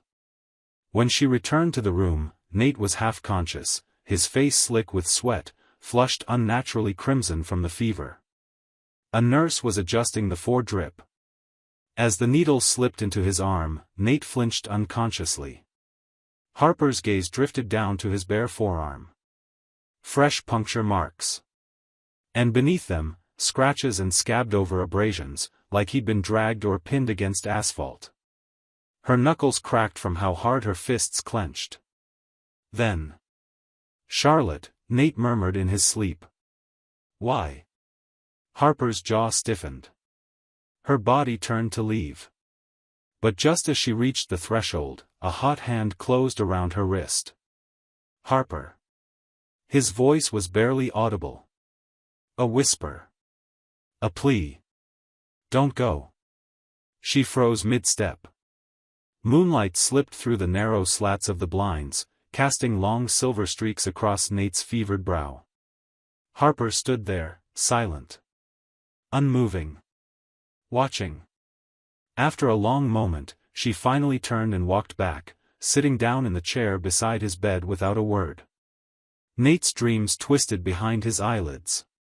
He saw Charlotte again, her arm linked with Lucas's, passing him by without a second glance. Sophie and the others offered syrupy words, but behind his back, they mocked his foolish devotion. And then came the crash. The screech of metal. The smell of blood. And across the street, Charlotte, Sophie, Olivia, Madeline. All four of them. Just watching. Cold. Indifferent. Like he was never real to begin with. He writhed in his sleep. "No. Don't." A cool hand pressed gently against his cheek. "Nate." The voice was low, firm, and near. "Wake up." His eyes flew open. And there she was. Harper. Framed by the soft light of dawn, her features were sharply etched in the quiet morning.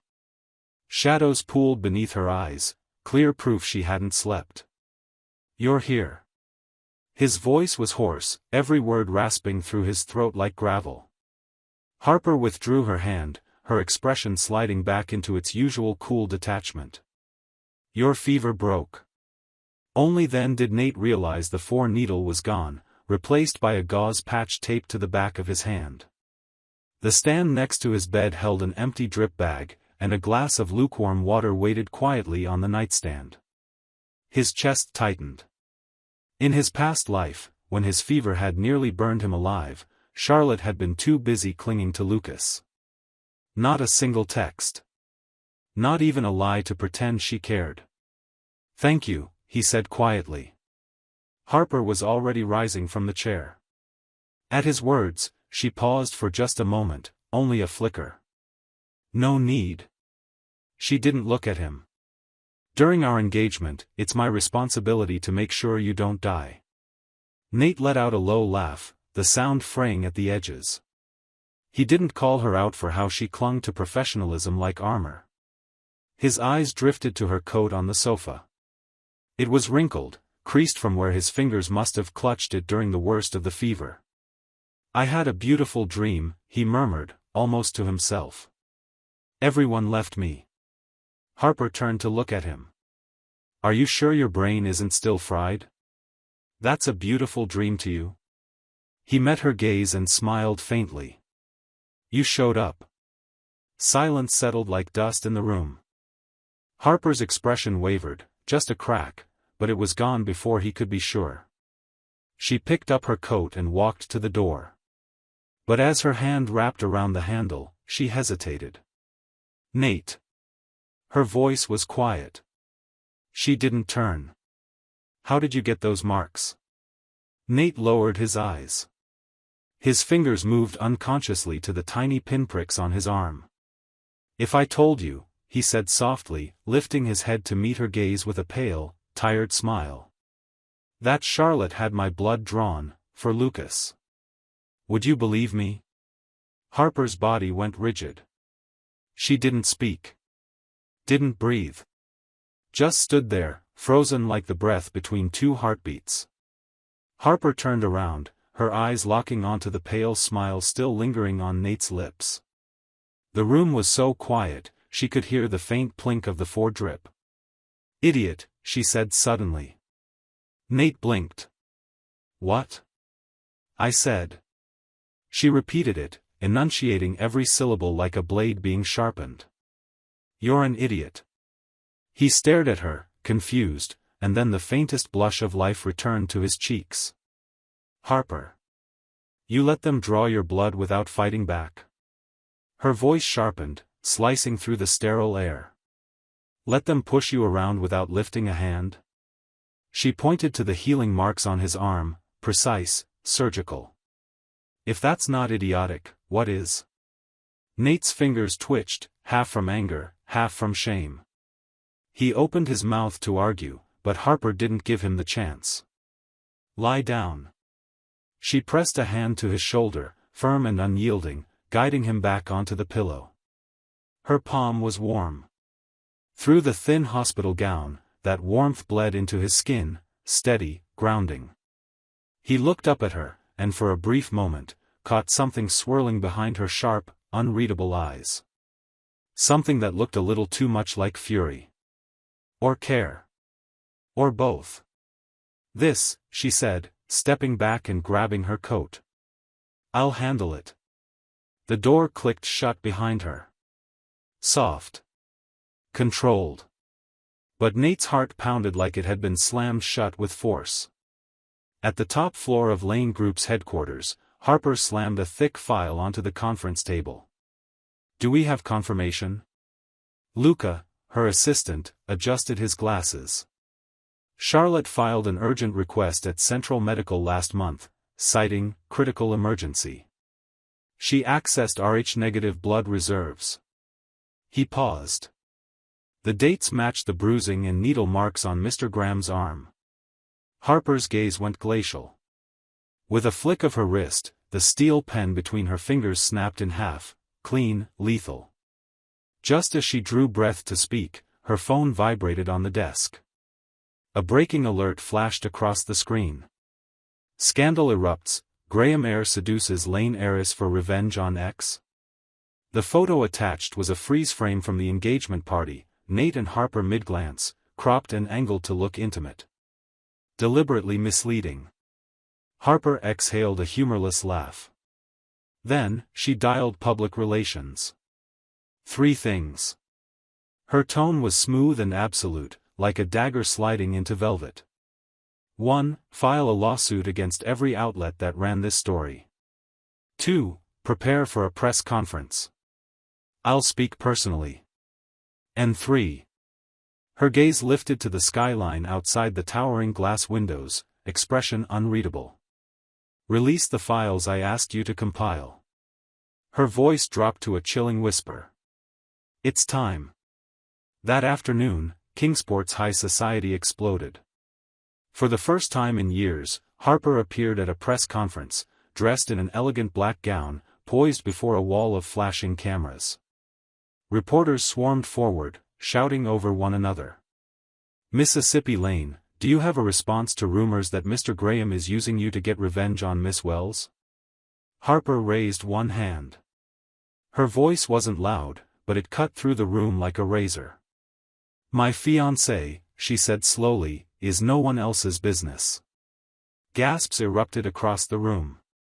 A beat later, Lane Group released a trove of damning evidence.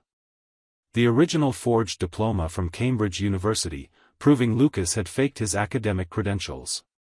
Bank statements tracking illicit transfers, funds siphoned from Graham family assets straight into his personal accounts. Even a voice recording of Lucas privately calling Charlotte a manipulative parasite. The narrative flipped overnight. Nate lay in his hospital bed, watching social media erupt in real time. Headlines, shares, memes, outrage. His lips curved upward in quiet amusement. The door creaked open. Harper walked in without preamble and tossed a thick folder onto his lap. Is sulking your idea of retaliation now? She said, brows arched. When did the great Mr. Graham become so pathetic? Nate opened the folder. Inside were even more damning materials, leaked bedroom photos of Lucas with an ex-girlfriend, debt records from an underground casino, and accounts of hush money payments. He looked up, eyes glinting with mischief. You teaching me how to get revenge now? Harper stared down at him. Well, she said, cool and commanding. Willing to learn? Nate chuckled. He grabbed his phone, selected the juiciest bits of the file, and sent them, anonymously, to every major platform. Within the hour, hashtags bearing Lucas's name and sins trended to the top of every feed. Inside Wells Group's boardroom, chaos reigned. Charlotte hurled her tablet across the room. It hit the wall with a violent crack. That bastard Nate, she screamed, eyes wild. He set Lucas up. Sophie sat frozen, staring at the live-streamed scandal. But these documents. They don't look fake. Shut up. Charlotte lunged, grabbing Sophie by the collar. Lucas was framed. This is all Harper's doing. She's manipulating him.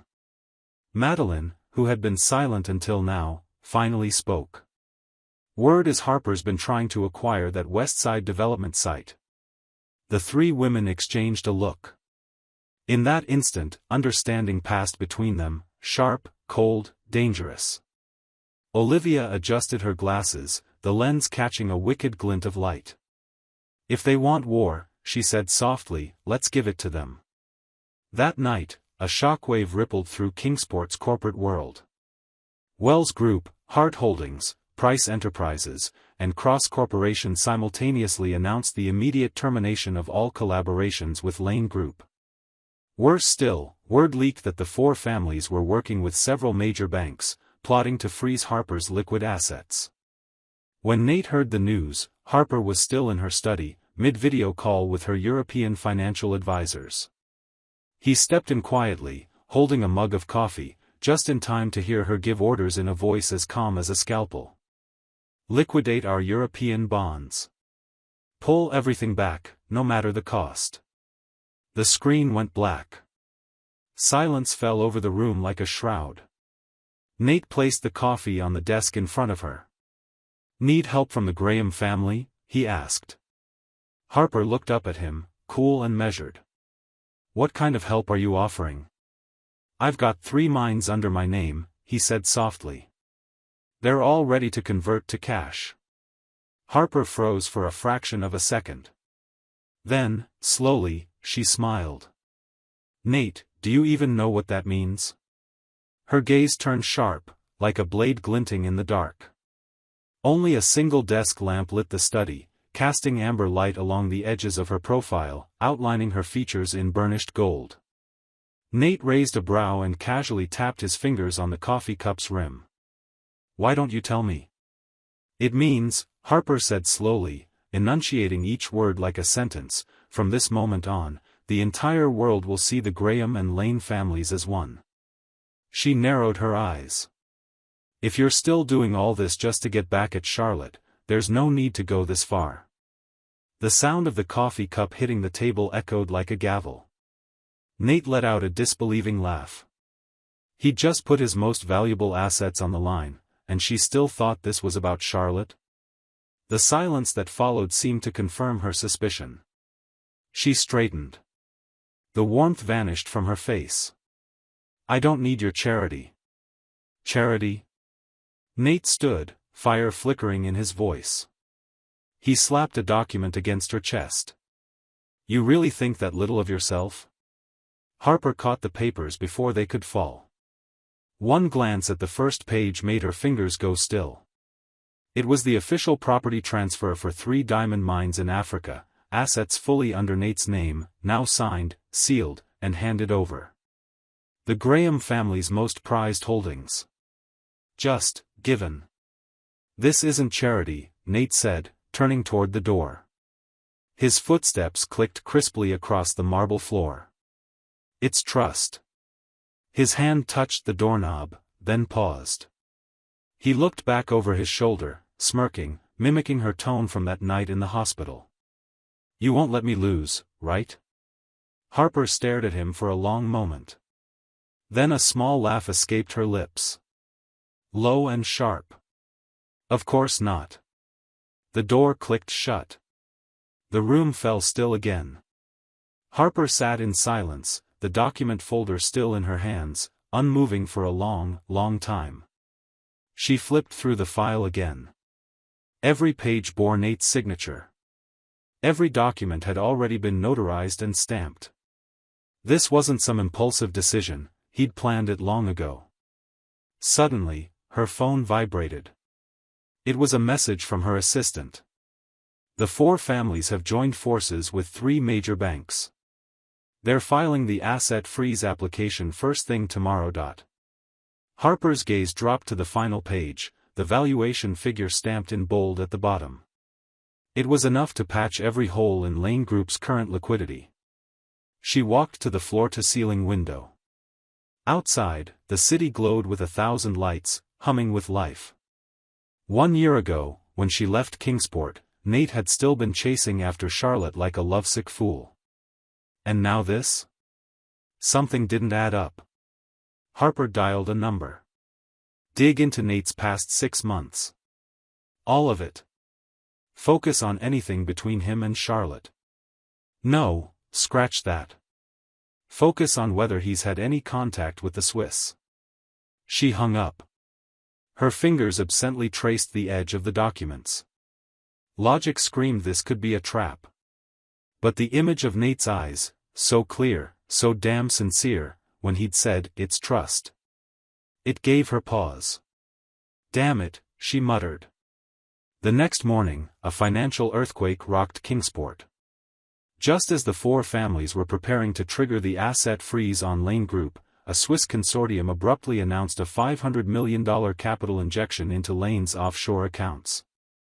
And the real shock? The funds were routed through the Graham Group. News broke like a wildfire. In the Wells Group boardroom, Charlotte smashed a tablet against the wall. "Find out what the hell is going on between Nate and Harper." Meanwhile, in the Lane Group's executive suite, Nate sat comfortably behind Harper's desk, legs crossed, sipping coffee while browsing the morning's financial headlines. "So," he drawled as Harper walked in, trailed by a line of assistants burdened with reports, "happy now?" Harper said nothing. The assistants took one look at her expression and quickly backed out, shutting the door behind them. She crossed the room, then suddenly leaned down, hands planted on either side of his chair, caging him in. "Why?" Her voice was low, steady, but her eyes burned with questions. "Those mines were your mother's legacy." Nate inhaled, the faint scent of her freesia perfume mixed with the bitterness of overnight coffee. He tilted his head slightly, his lips just shy of grazing her jaw.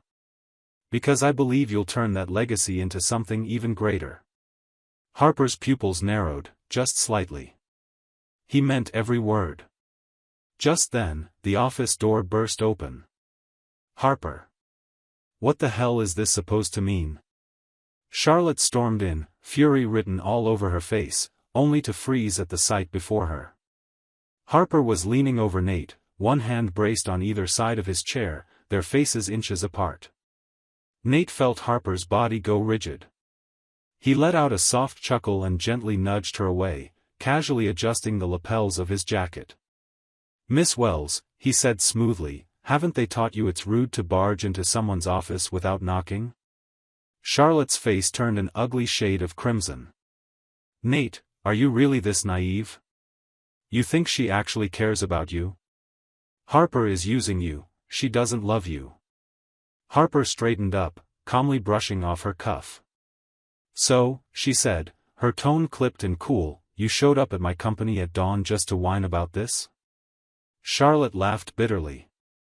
"You think you've won this round? That it's over? Please. The real game hasn't even started." She slammed the door behind her on her way out. Silence returned to the room. Nate noticed Harper's eyes still lingering on his face. "What?" he asked with a smirk.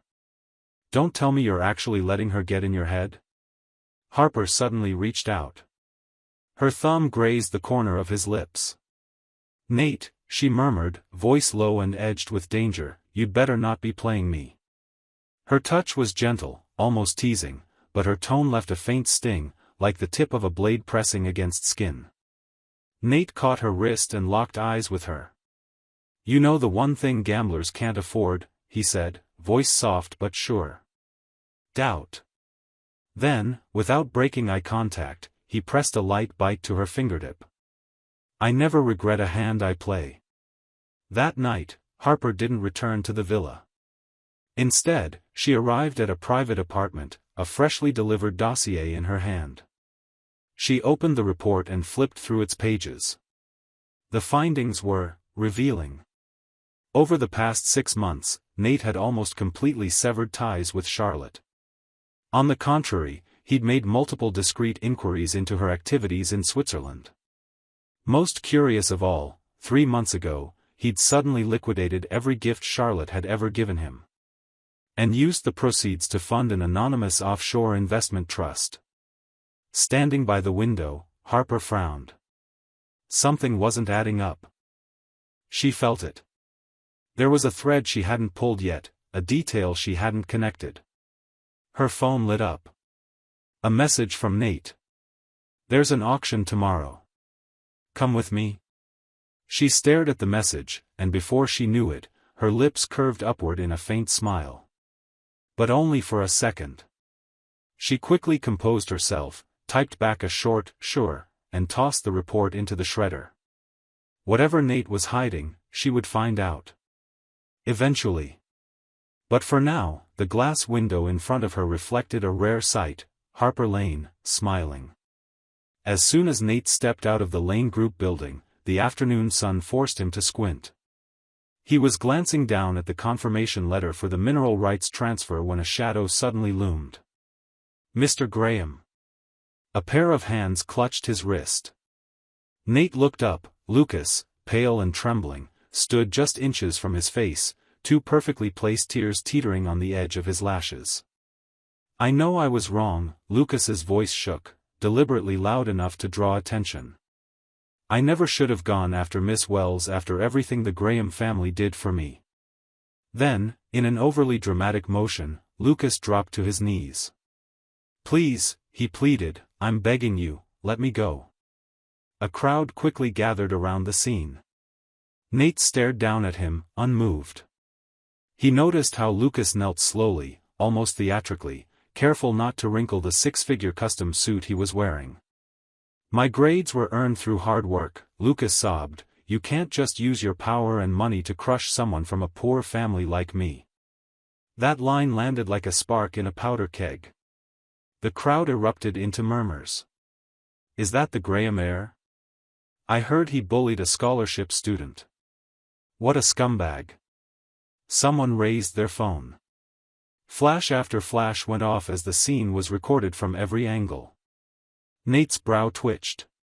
Then he laughed.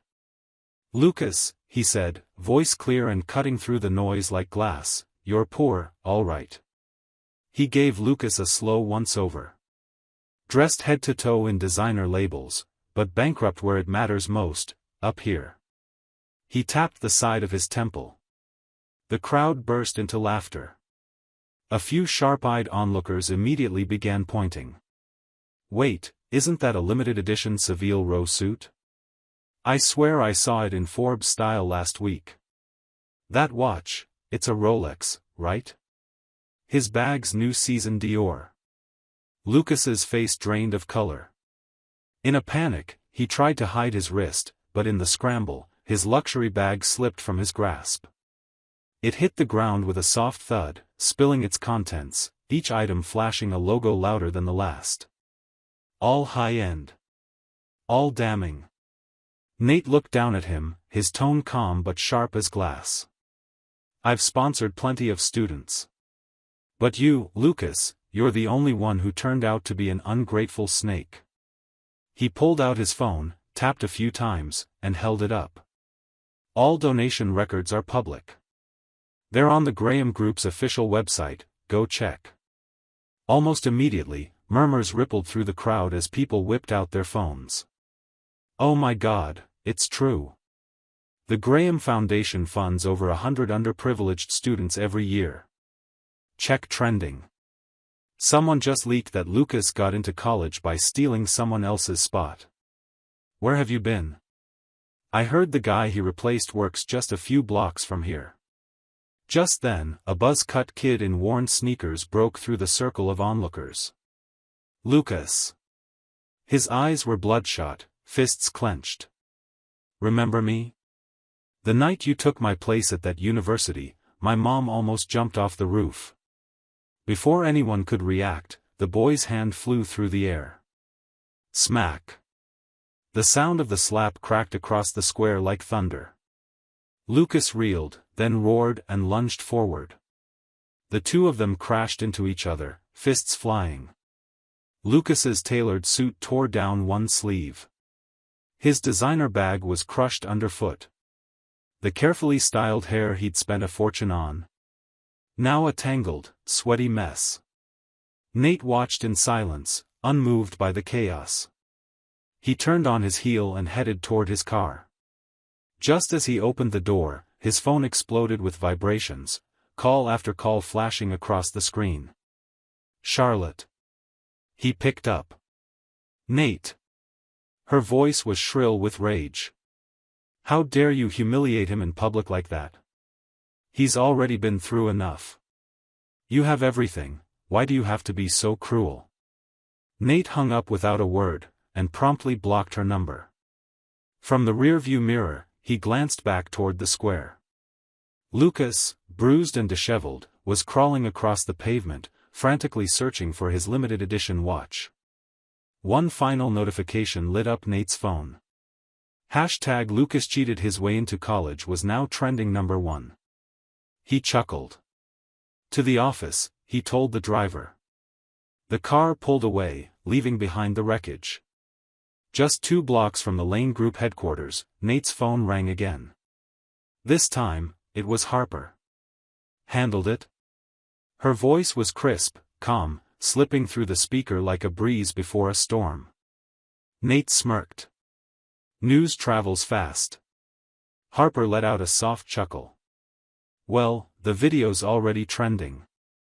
Pretending I didn't see it would be poor acting on my part. Intellectually bankrupt? Your vocabulary's improving, Mr. Graham. He watched the city blur past outside the window.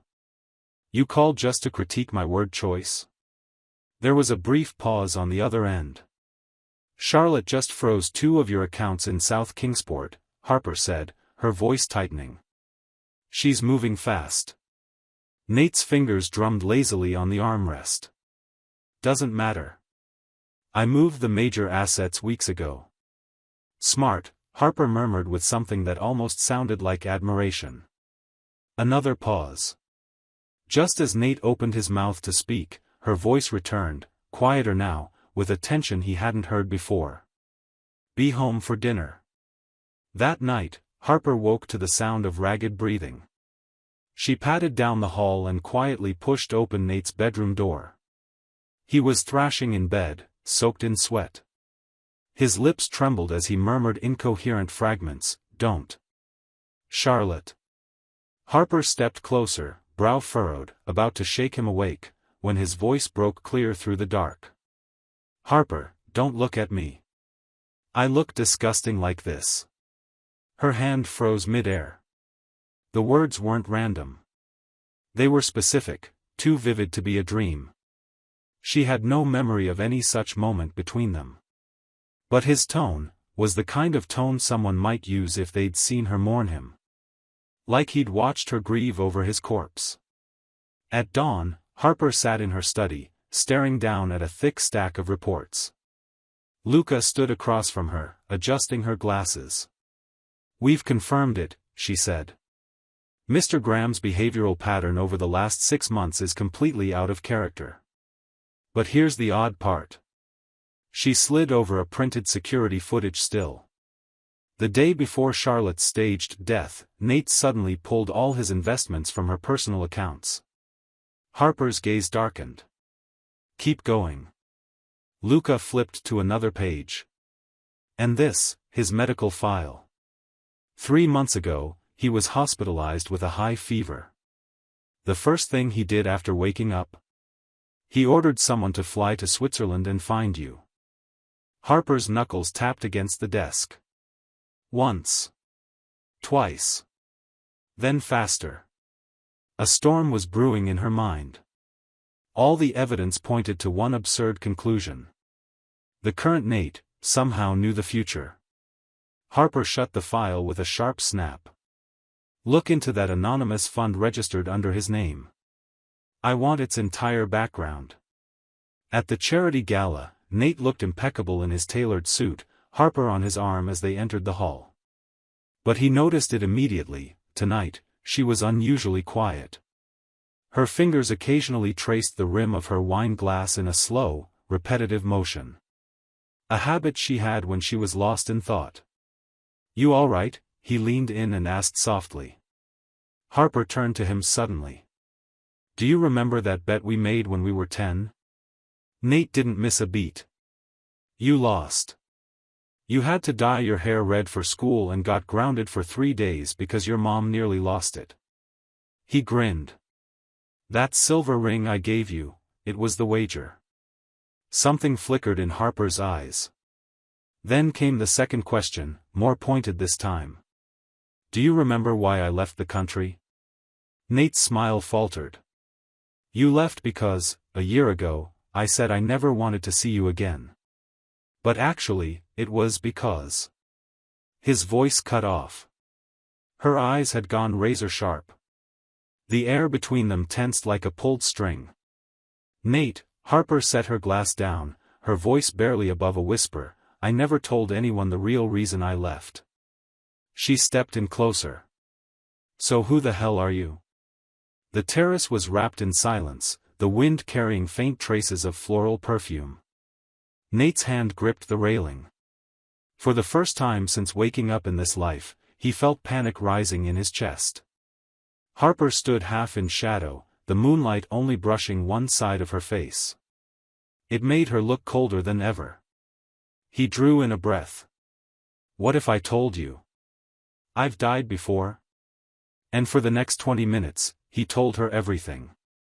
The betrayals. The helplessness. The final crash.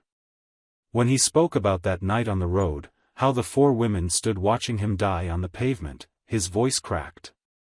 Harper's expression twisted from disbelief to something darker. But when he described her, bending over his corpse, preparing his body, her fists clenched so hard her knuckles turned white. A heavy silence stretched between them. Then Harper spoke, cold and flat. "So you chose me out of guilt?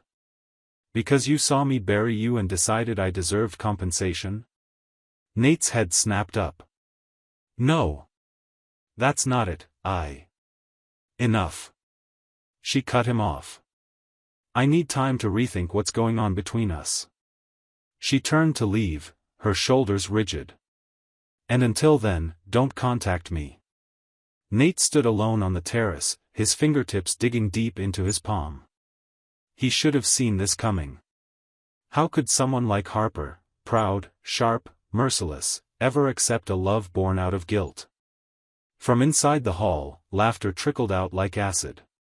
Charlotte's smug voice cut through it all. Looks like Mississippi Lane and Mr. Graham aren't so cozy anymore. Nate wiped the moisture from the corner of his eye and straightened his back. His phone buzzed. Swiss account activated. 3 mining equity transfers confirmed. Then a third message from an unknown number. We're even.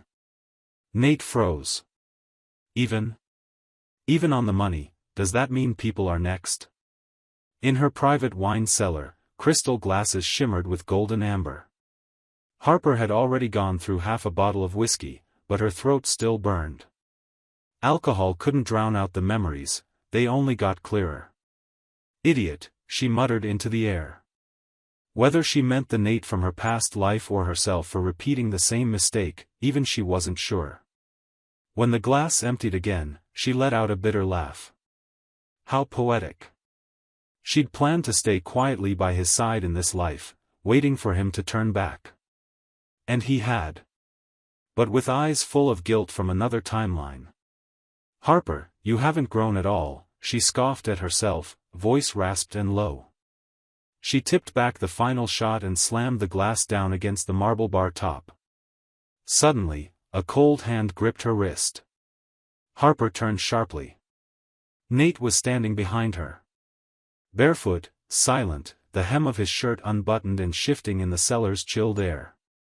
Their eyes met, and his pupils constricted in shock. He had never seen her like this.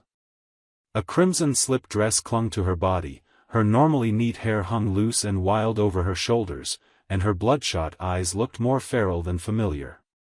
Like a woman on the edge, not of madness, but of total clarity. How did you get in? Her voice was hoarse, scraped raw from the inside out. Nate held up a key, letting it twirl between his fingers. Won it in a bet. Only then did Harper remember. That spare key. He'd kept it all along. She turned her face away. Came to watch me fall apart? Without a word, Nate grabbed the glass from her hand and threw back the last of the whiskey in a single gulp. The alcohol scorched his throat. His brow furrowed, but still, he spoke, steady and deliberate. I'm here to tell you something.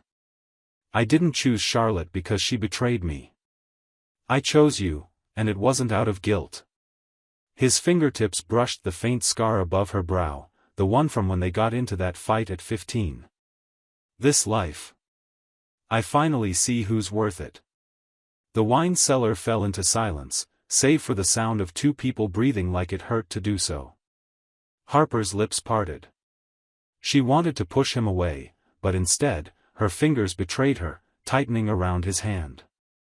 Nate, her voice was low, vibrating with buried things. You know why I never came to your birthday parties? He shook his head. Her thumb traced the throb of his pulse at his wrist. Because I couldn't bear to watch you walk toward Charlotte and tell myself, if that's what you want, if you're happy, I'll let you go. Nate's tears fell fast, splashing against the back of her hand. Harper flinched like she'd been burned. She stood too quickly, but he caught her wrist and pulled her back. Harper, his voice cracked, if I had chosen Charlotte again in this life, what would you have done? Her jaw clenched so tightly it trembled. It took a full 10 seconds before she could force out the words through gritted teeth. I'd have kept watching. Until I collapsed in front of you again? That final sentence was a blade, cutting clean through whatever distance still remained between them. Suddenly, Harper grabbed his arm and marched toward the stairs. Nate struggled, yanking against her grip. Let go of me. Shut up, she snapped, but when she shoved him onto the bed, her hands were startlingly gentle. You're bleeding. Only then did Nate realize, he had stepped on broken glass in the wine cellar. His soles were streaked red. Harper disappeared, then returned with a first aid kit. She dropped to one knee without hesitation, and began picking out the shards with surgical precision. When the alcohol-soaked cotton met his skin, Nate flinched. "Serves you right," she muttered. But her hands moved more gently than before. Once she finished bandaging the wound, she stood to leave, but Nate wrapped his arms around her from behind, pulling her into stillness. "The first day I woke up in this life," he said, his face buried against her hair, voice muffled and thick. "I bought a ticket to Switzerland." Harper froze. "I waited at the airport all day. The flight was delayed, then cancelled. Weather issues." His arms tightened around her. "So I told myself, I'll wait for you to come back. No matter what, this time. I'm not letting go." Moonlight filtered through the sheer curtains, casting tangled shadows across the floor. Harper slowly turned to face him, cupping his face in both hands. Her thumb brushed a tear from the corner of his eye. Her gaze was unreadable, layered with disbelief, longing, and something dangerously close to surrender. "Nate," she said quietly, "aren't you afraid we'll just make the same mistakes all over again?" He lowered his head and kissed the corner of her mouth. "Then I'll see you in the next life." It was a kiss so soft it barely touched skin, but it undid her completely. Harper grabbed the back of his neck and pulled him deeper into it, drunken heat, breathless yearning, the burn of whiskey still on her tongue as it collided with his. By the time they broke apart, Nate realized their fingers had laced together. Harper's palm was burning hot against his. Just before dawn, wrapped in a pale tangle of sheets, Nate woke to find Harper asleep in his arms. She was breathing deep, her brow finally smooth, no tension, no weight. He didn't move. Just traced the curve of her face with one fingertip. From her brow. To the bridge of her nose. To the lips that had just shattered and rebuilt his entire world. Nate's phone buzzed sharply, breaking the stillness. A news alert lit up the screen. "Breaking, Wells Group accused of financial fraud, stock plummets 50%. Top floor of Wells Group headquarters." The air in the boardroom was suffocating. Charlotte hurled her tablet against the wall. The crack of shattered glass made every executive flinch. 3 days, she snarled, eyes blazing. 50% of our market cap, gone. Her gaze cut through the room like a blade. "Who leaked the report?" The CFO, pale and sweating, stepped forward. "Ms. Wells, the audit confirms it. There's a $500 million discrepancy. The funds are unaccounted for." "Shut up." Charlotte lunged, grabbing him by the tie. "I didn't hire you to find problems, I hired you to bury them." She spun toward the legal team. "Sue Lane Group. Hit them with corporate defamation. Today." The general counsel dabbed his forehead nervously. "Ms. Wells, the evidence Harper released is airtight. There's a full chain of documentation. Even." He hesitated. "Even secret recordings with the bank." The room fell still. Charlotte slowly released the CFO and walked to the floor-to-ceiling window, overlooking Kingsport's glittering financial district. She stared for a long moment. Then, smiled coldly. "Fine," she said, voice like ice cracking. "Sophie, initiate Plan B. Top floor of Lane Group Tower." Nate leaned casually against Harper's desk, flipping through a report.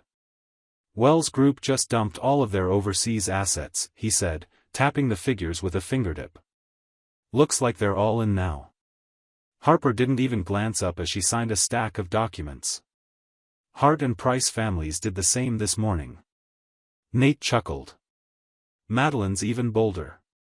She's trying to poach our entire chip R&D division." That got Harper's attention. She looked up, the gold rim of her glasses catching the light. A chill flickered in her eyes. "Let her try." Nate lifted a brow. "The lead engineers are locked in under non-competes," Harper said, removing her glasses and massaging the bridge of her nose. "Madeline will be looking at a lawsuit worth at least $100 million in damages." Nate suddenly bent closer, his hand brushing across her furrowed brow. "You know," he murmured, "you're kind of hot when you're sleep-deprived." Harper grabbed his wrist before he could trail lower. "Mr. Graham, this is still an office." His lips curved into a slow grin. "So?" Before he could finish his thought, the door burst open. Luca rushed in, out of breath. "Charlotte just allied with all 4 major families. They're shorting our entire clean energy sector." Nate and Harper met each other's gaze. And smiled. The same smile that always came right before a war. The next week unfolded like a corporate battlefield, ruthless, calculated, and blood-soaked beneath the surface. Charlotte launched a full-scale assault on Lane Corporation stock, leveraging every connection in her arsenal to tank its value. But Harper was already one step ahead. She quietly swept up shares at rock-bottom prices. Sophie tried to poach Lane's core leadership team, only to watch her own cash flow crumble under the weight of non-compete lawsuits. Olivia spread rumors about defects in Lane's flagship product. Nate responded with a full live-stream tour of the production floor, clean, precise, irrefutable. The lie collapsed instantly. And Madeline? She took the hardest fall. The blockchain startup she'd been bragging about for months was outed as a Ponzi scheme. Overnight, she went from tech visionary to laughingstock. Breaking update, Luca burst into the executive suite, tablet in hand. Charlotte just put the Wells family estate up as collateral. Nate paused. He was fastening the last cufflink on Harper's sleeve. "She's lost her mind," he muttered. Harper gently laid her hand over his. "Just a final act of desperation." He let out a quiet laugh and pulled her into his arms. They stood there in silence, the war outside momentarily irrelevant. Meanwhile, chaos reigned inside Wells Group headquarters. "Idiots! Useless, all of you!" Charlotte's shriek echoed through the shattered ruins of her office. Papers, glass, and broken furniture littered the floor. "What about the bank? Why won't they renew the loan?" Her assistant flinched. We've been trying, but the director's unreachable. No one's returning our calls." Charlotte froze. An eerie stillness swept over her as the words sank in. She grabbed her keys and stormed toward the garage. But the moment she stepped out of the elevator, flashbulbs exploded around her. "Miss Wells, care to comment on the alleged pension misappropriation? Is it true your father has officially revoked your inheritance? Miss Wells. Reed claims you're carrying his child, any comment?" She shoved past the reporters and dove into her car, only to find Lucas already in the passenger seat. His eyes were bloodshot, his voice hoarse. "I have a plan. I can fix this. Get out." Her hand shot out, shoving him hard against the door. "If it weren't for you provoking Nate, none of this would have happened." Lucas crashed against the frame, stunned. His tears dried instantly, replaced with something darker. Hatred. Late that night, Nate drove back to his apartment alone. It had been a long day, negotiations, press, board meetings. He parked in the underground lot, stepped out of the car. And froze. Footsteps. Fast. Coming up behind him. Before he could turn, a cloth drenched in ether was pressed against his nose. He thrashed, fought, gasped. And in that split second, he saw it. Lucas's face. Twisted. Deranged. "Time to pay up, golden boy," he sneered. Darkness swallowed him whole. But just before the world went black, Nate's hand slipped into his pocket.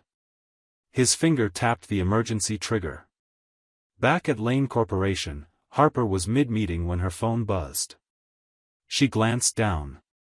A GPS alert. Then a red exclamation mark. SOS triggered. She stood. Silent for a beat. Then. Her fist slammed into the table.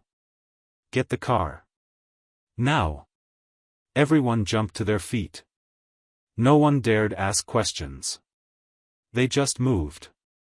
The abandoned chemical plant reeked of industrial rot, burnt metal, solvents, and something sharper that stung the throat. Nate sat bound to a rusted metal chair, wrists raw and bloodied from the wire restraints.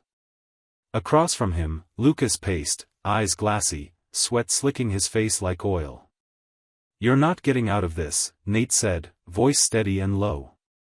"The police have the place surrounded." "Shut up," Lucas roared. He slashed the air with the knife, fast, violent. The blade skimmed within inches of Nate's face. Then. The sound of engines. Tires screeching. Sirens. And over it all, a booming voice through a bullhorn. "This is the police. You are surrounded. Drop your weapon and come out with your hands up." Lucas froze, eyes darting wildly. "No, no," he hissed. He yanked Nate's chair closer, grabbing him like a shield. "Anyone comes in here, I'll kill him first." Outside, Harper had tailed the last squad car to the perimeter. She wasn't supposed to be this close. But rules didn't matter now. Nate was inside. Her knuckles were white against the car door, heart in her throat. "Ma'am, step back. This is an active tactical zone," an officer said, holding out an arm. But she shook her head, eyes brimming red. "He's in there. I'm not leaving." Before anyone could stop her, the SWAT team breached the main entrance. The explosion of sound was instant. Shouts. Orders. Boots pounding across concrete. "Drop your weapon. Drop it now. Careful." Nate shouted, twisting against his restraints. "He's got a knife." In the chaos, Lucas panicked. He shoved, spun, swung wildly. The officers closed in, guns raised, formation tight. One tackled him, knocking the blade from his hand. But in that final flail, the knife caught air. And sliced. Harper gasped. The blade grazed across her arm, deep and fast. She fell backward with a cry, blood blooming across her sleeve.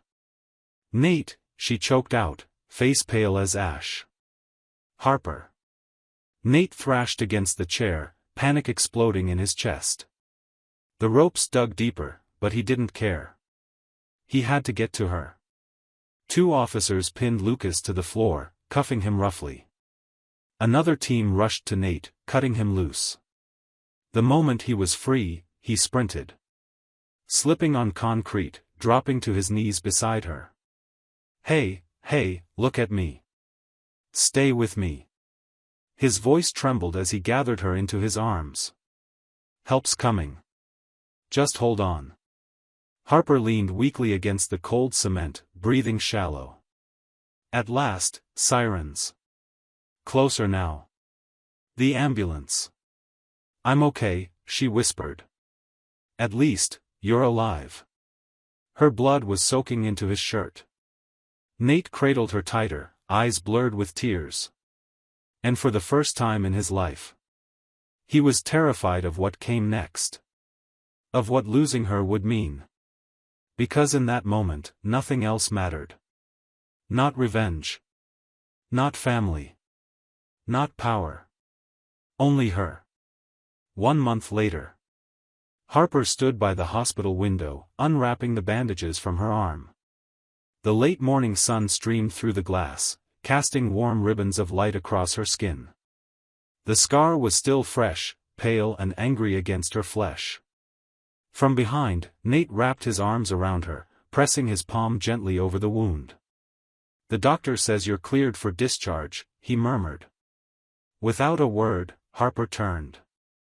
In one smooth motion, she pinned him back against the floor-to-ceiling window. Sunlight spilled over her shoulder, scattering gold across his chest. "Nate," she whispered. She rose onto her toes and kissed him. Slow, certain. "Let's go home." Chapter 20. Inside the executive boardroom at Lane Corporation, the blinds were drawn tight. The hum of tension pressed down like humidity. The projector flickered on, cold, white light slicing across the long table. Nate stood at the head, remote in hand. He pressed play. A recording began. The voices were unmistakable. The day before the wedding, I'll stage the plane crash. Charlotte. Calm. Methodical. I'll take Lucas overseas. The rest of you, stall Nate. A sharp burst of laughter followed. Don't worry, Sophie's voice added. We'll keep him too busy to come looking. A gasp swept the room. Dozens of reporters sat frozen, flashbulbs igniting like gunfire. Nate's expression remained unreadable. This was recorded 1 year ago, he said quietly. He clicked to the next file. Surveillance footage. Crystal clear. Lucas dragging Nate into the pool.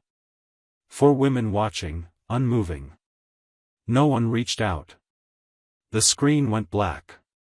Silence. All around the room, titans of industry shifted in their seats, jaws clenched.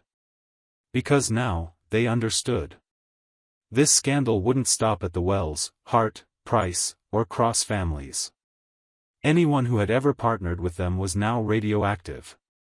By the time the press released the recordings to the public, it spread faster than wildfire. Wells Group shares plummeted the moment the market opened. Contracts were severed overnight. Hart Pharmaceuticals was slapped with a federal investigation for using banned compounds in over-the-counter medication. Price Development had all of its ongoing real estate projects suspended indefinitely. Code violations. Bribery. Unsafe construction. And Madeline? She was the headline. Her philanthropic foundation was exposed as a laundering front. Police took her into custody before noon. Back at Wells HQ, Charlotte snapped. She smashed everything she could reach. Lamps. Monitors. Her nameplate. Her eyes were bloodshot, her voice shaking with rage. I'll kill them. I'll kill them all. She jumped into her car, speeding out of the garage like a bullet. Lane Tower. That was her destination. But at the intersection near 5th and Belmont, a freight truck swerved across her path, cutting her off with no warning. Charlotte yanked the wheel. Screaming tires. The car spun, slammed into the steel barricade. The airbags exploded. Her vision blurred. And through the broken windshield, she saw him. Luca. Harper's assistant. Calm, poised. Sitting in the passenger seat of the truck that had nearly crushed her. He was on the phone, speaking quietly into a headset. And in that instant, Charlotte knew. This wasn't fate. It wasn't bad luck. It was Harper's final gift to her. An accident. Planned down to the second. In the quiet of his office, Nate sat peeling an apple. The television played in the background, the evening news anchor's voice calm and steady. Former Wells Group CEO Charlotte Wells remains in critical condition following a high-speed collision. Investigators now confirm evidence linking her to an attempted murder plot. She is currently in police custody awaiting charges. Harper rested against the pillows in bed, propped up just enough to watch him. After a long pause, she spoke. All the things they did to you in the last life, they're finally paying for them now. Nate sliced the apple into small, precise wedges. He held one to her lips. Not enough, he said. She blinked. What? They haven't paid what they owe you. He wiped his hands on a linen napkin, then reached into his bag and pulled out a folder. The source code for Wells Group's core patent portfolio, he said, placing it gently on her lap. It's yours now. Harper raised a brow. And how exactly did you get that? Nate gave a small, smug smile. Charlotte's personal computer password was the date she first met Lucas. He chuckled softly, shaking his head. Her brain may be ruthless, but it's still stupid. 1 month later, the verdict was in. The courtroom was full, packed with reporters, corporate lawyers, and onlookers hungry for blood. Lucas Reed was sentenced to 15 years in prison. Charlotte Wells received 5. Nate and Harper sat quietly in the last row of the gallery. They said nothing as the two were escorted out in chains. But as they passed, Charlotte suddenly lunged, wrists shackled, eyes wild. "Nate," she screamed. "You loved me. You always loved me. How could you do this to me?" Harper instantly stepped in front of him, shielding him with her body. Security pinned Charlotte to the floor. Nate stood still. Calm. And then he leaned forward, just enough for her to hear him. "The version of me who loved you," he whispered. "He died that night you all watched me drown." Charlotte went still. Like lightning had cracked her spine. She didn't say another word as they dragged her away. Outside, the sunlight was blindingly soft. A breeze stirred the courthouse flags. Harper reached over and took Nate's hand. "Do you still hate them?" she asked quietly. Nate looked up at the flawless blue sky. He exhaled, slow, deep, final. "No," he said. "Not anymore." He turned to her, wrapped her in his arms, and buried his face in her hair. "This life," he whispered, "I only want to love you right." Harper tilted her face up, kissed the edge of his jaw. "Then come on," she smiled. "Let's go home." Sophie vanished overseas, living under a borrowed name. Olivia faded into anonymity, working a quiet 9 to 5. Madeline remained behind bars, her trial long forgotten by the headlines. But far from all that, on a cliffside in Santorini. Beneath the iconic blue-domed chapel. Nate stood, the sea breeze tugging at the hem of his suit jacket. The whitewashed walls glowed in the sun. The Aegean stretching wide and endless behind them. "Are you nervous?" Harper's voice was low, warm. She had noticed his fingers trembling. Nate looked at her, this woman in white, radiant beneath the Grecian sky. His throat tightened, his eyes stung. "No," he said softly. "I'm just wondering, how I ever got this lucky." Harper smiled, and tears shimmered in her lashes. The priest's voice echoed through the chapel, solemn and sure. "Do you promise to love one another? In joy and in sorrow. For all the days of your lives?" "I do," Harper said, her voice unwavering. "I do," Nate replied, deep and trembling with emotion. As applause filled the air, they slipped rings onto each other's fingers. And then Harper rose onto her toes and kissed him. The waves sang. The wind swirled. The guests clapped, laughed, wept. It was a symphony. She pressed her forehead gently to his, her voice barely a whisper. "We finally made it, side by side, this time. Right?" Nate kissed her back, smiling through tears. "Not just this time," he said. "Every day of what's left. You've already won them all. 2 lifetimes. 1 ending. Finally, peace."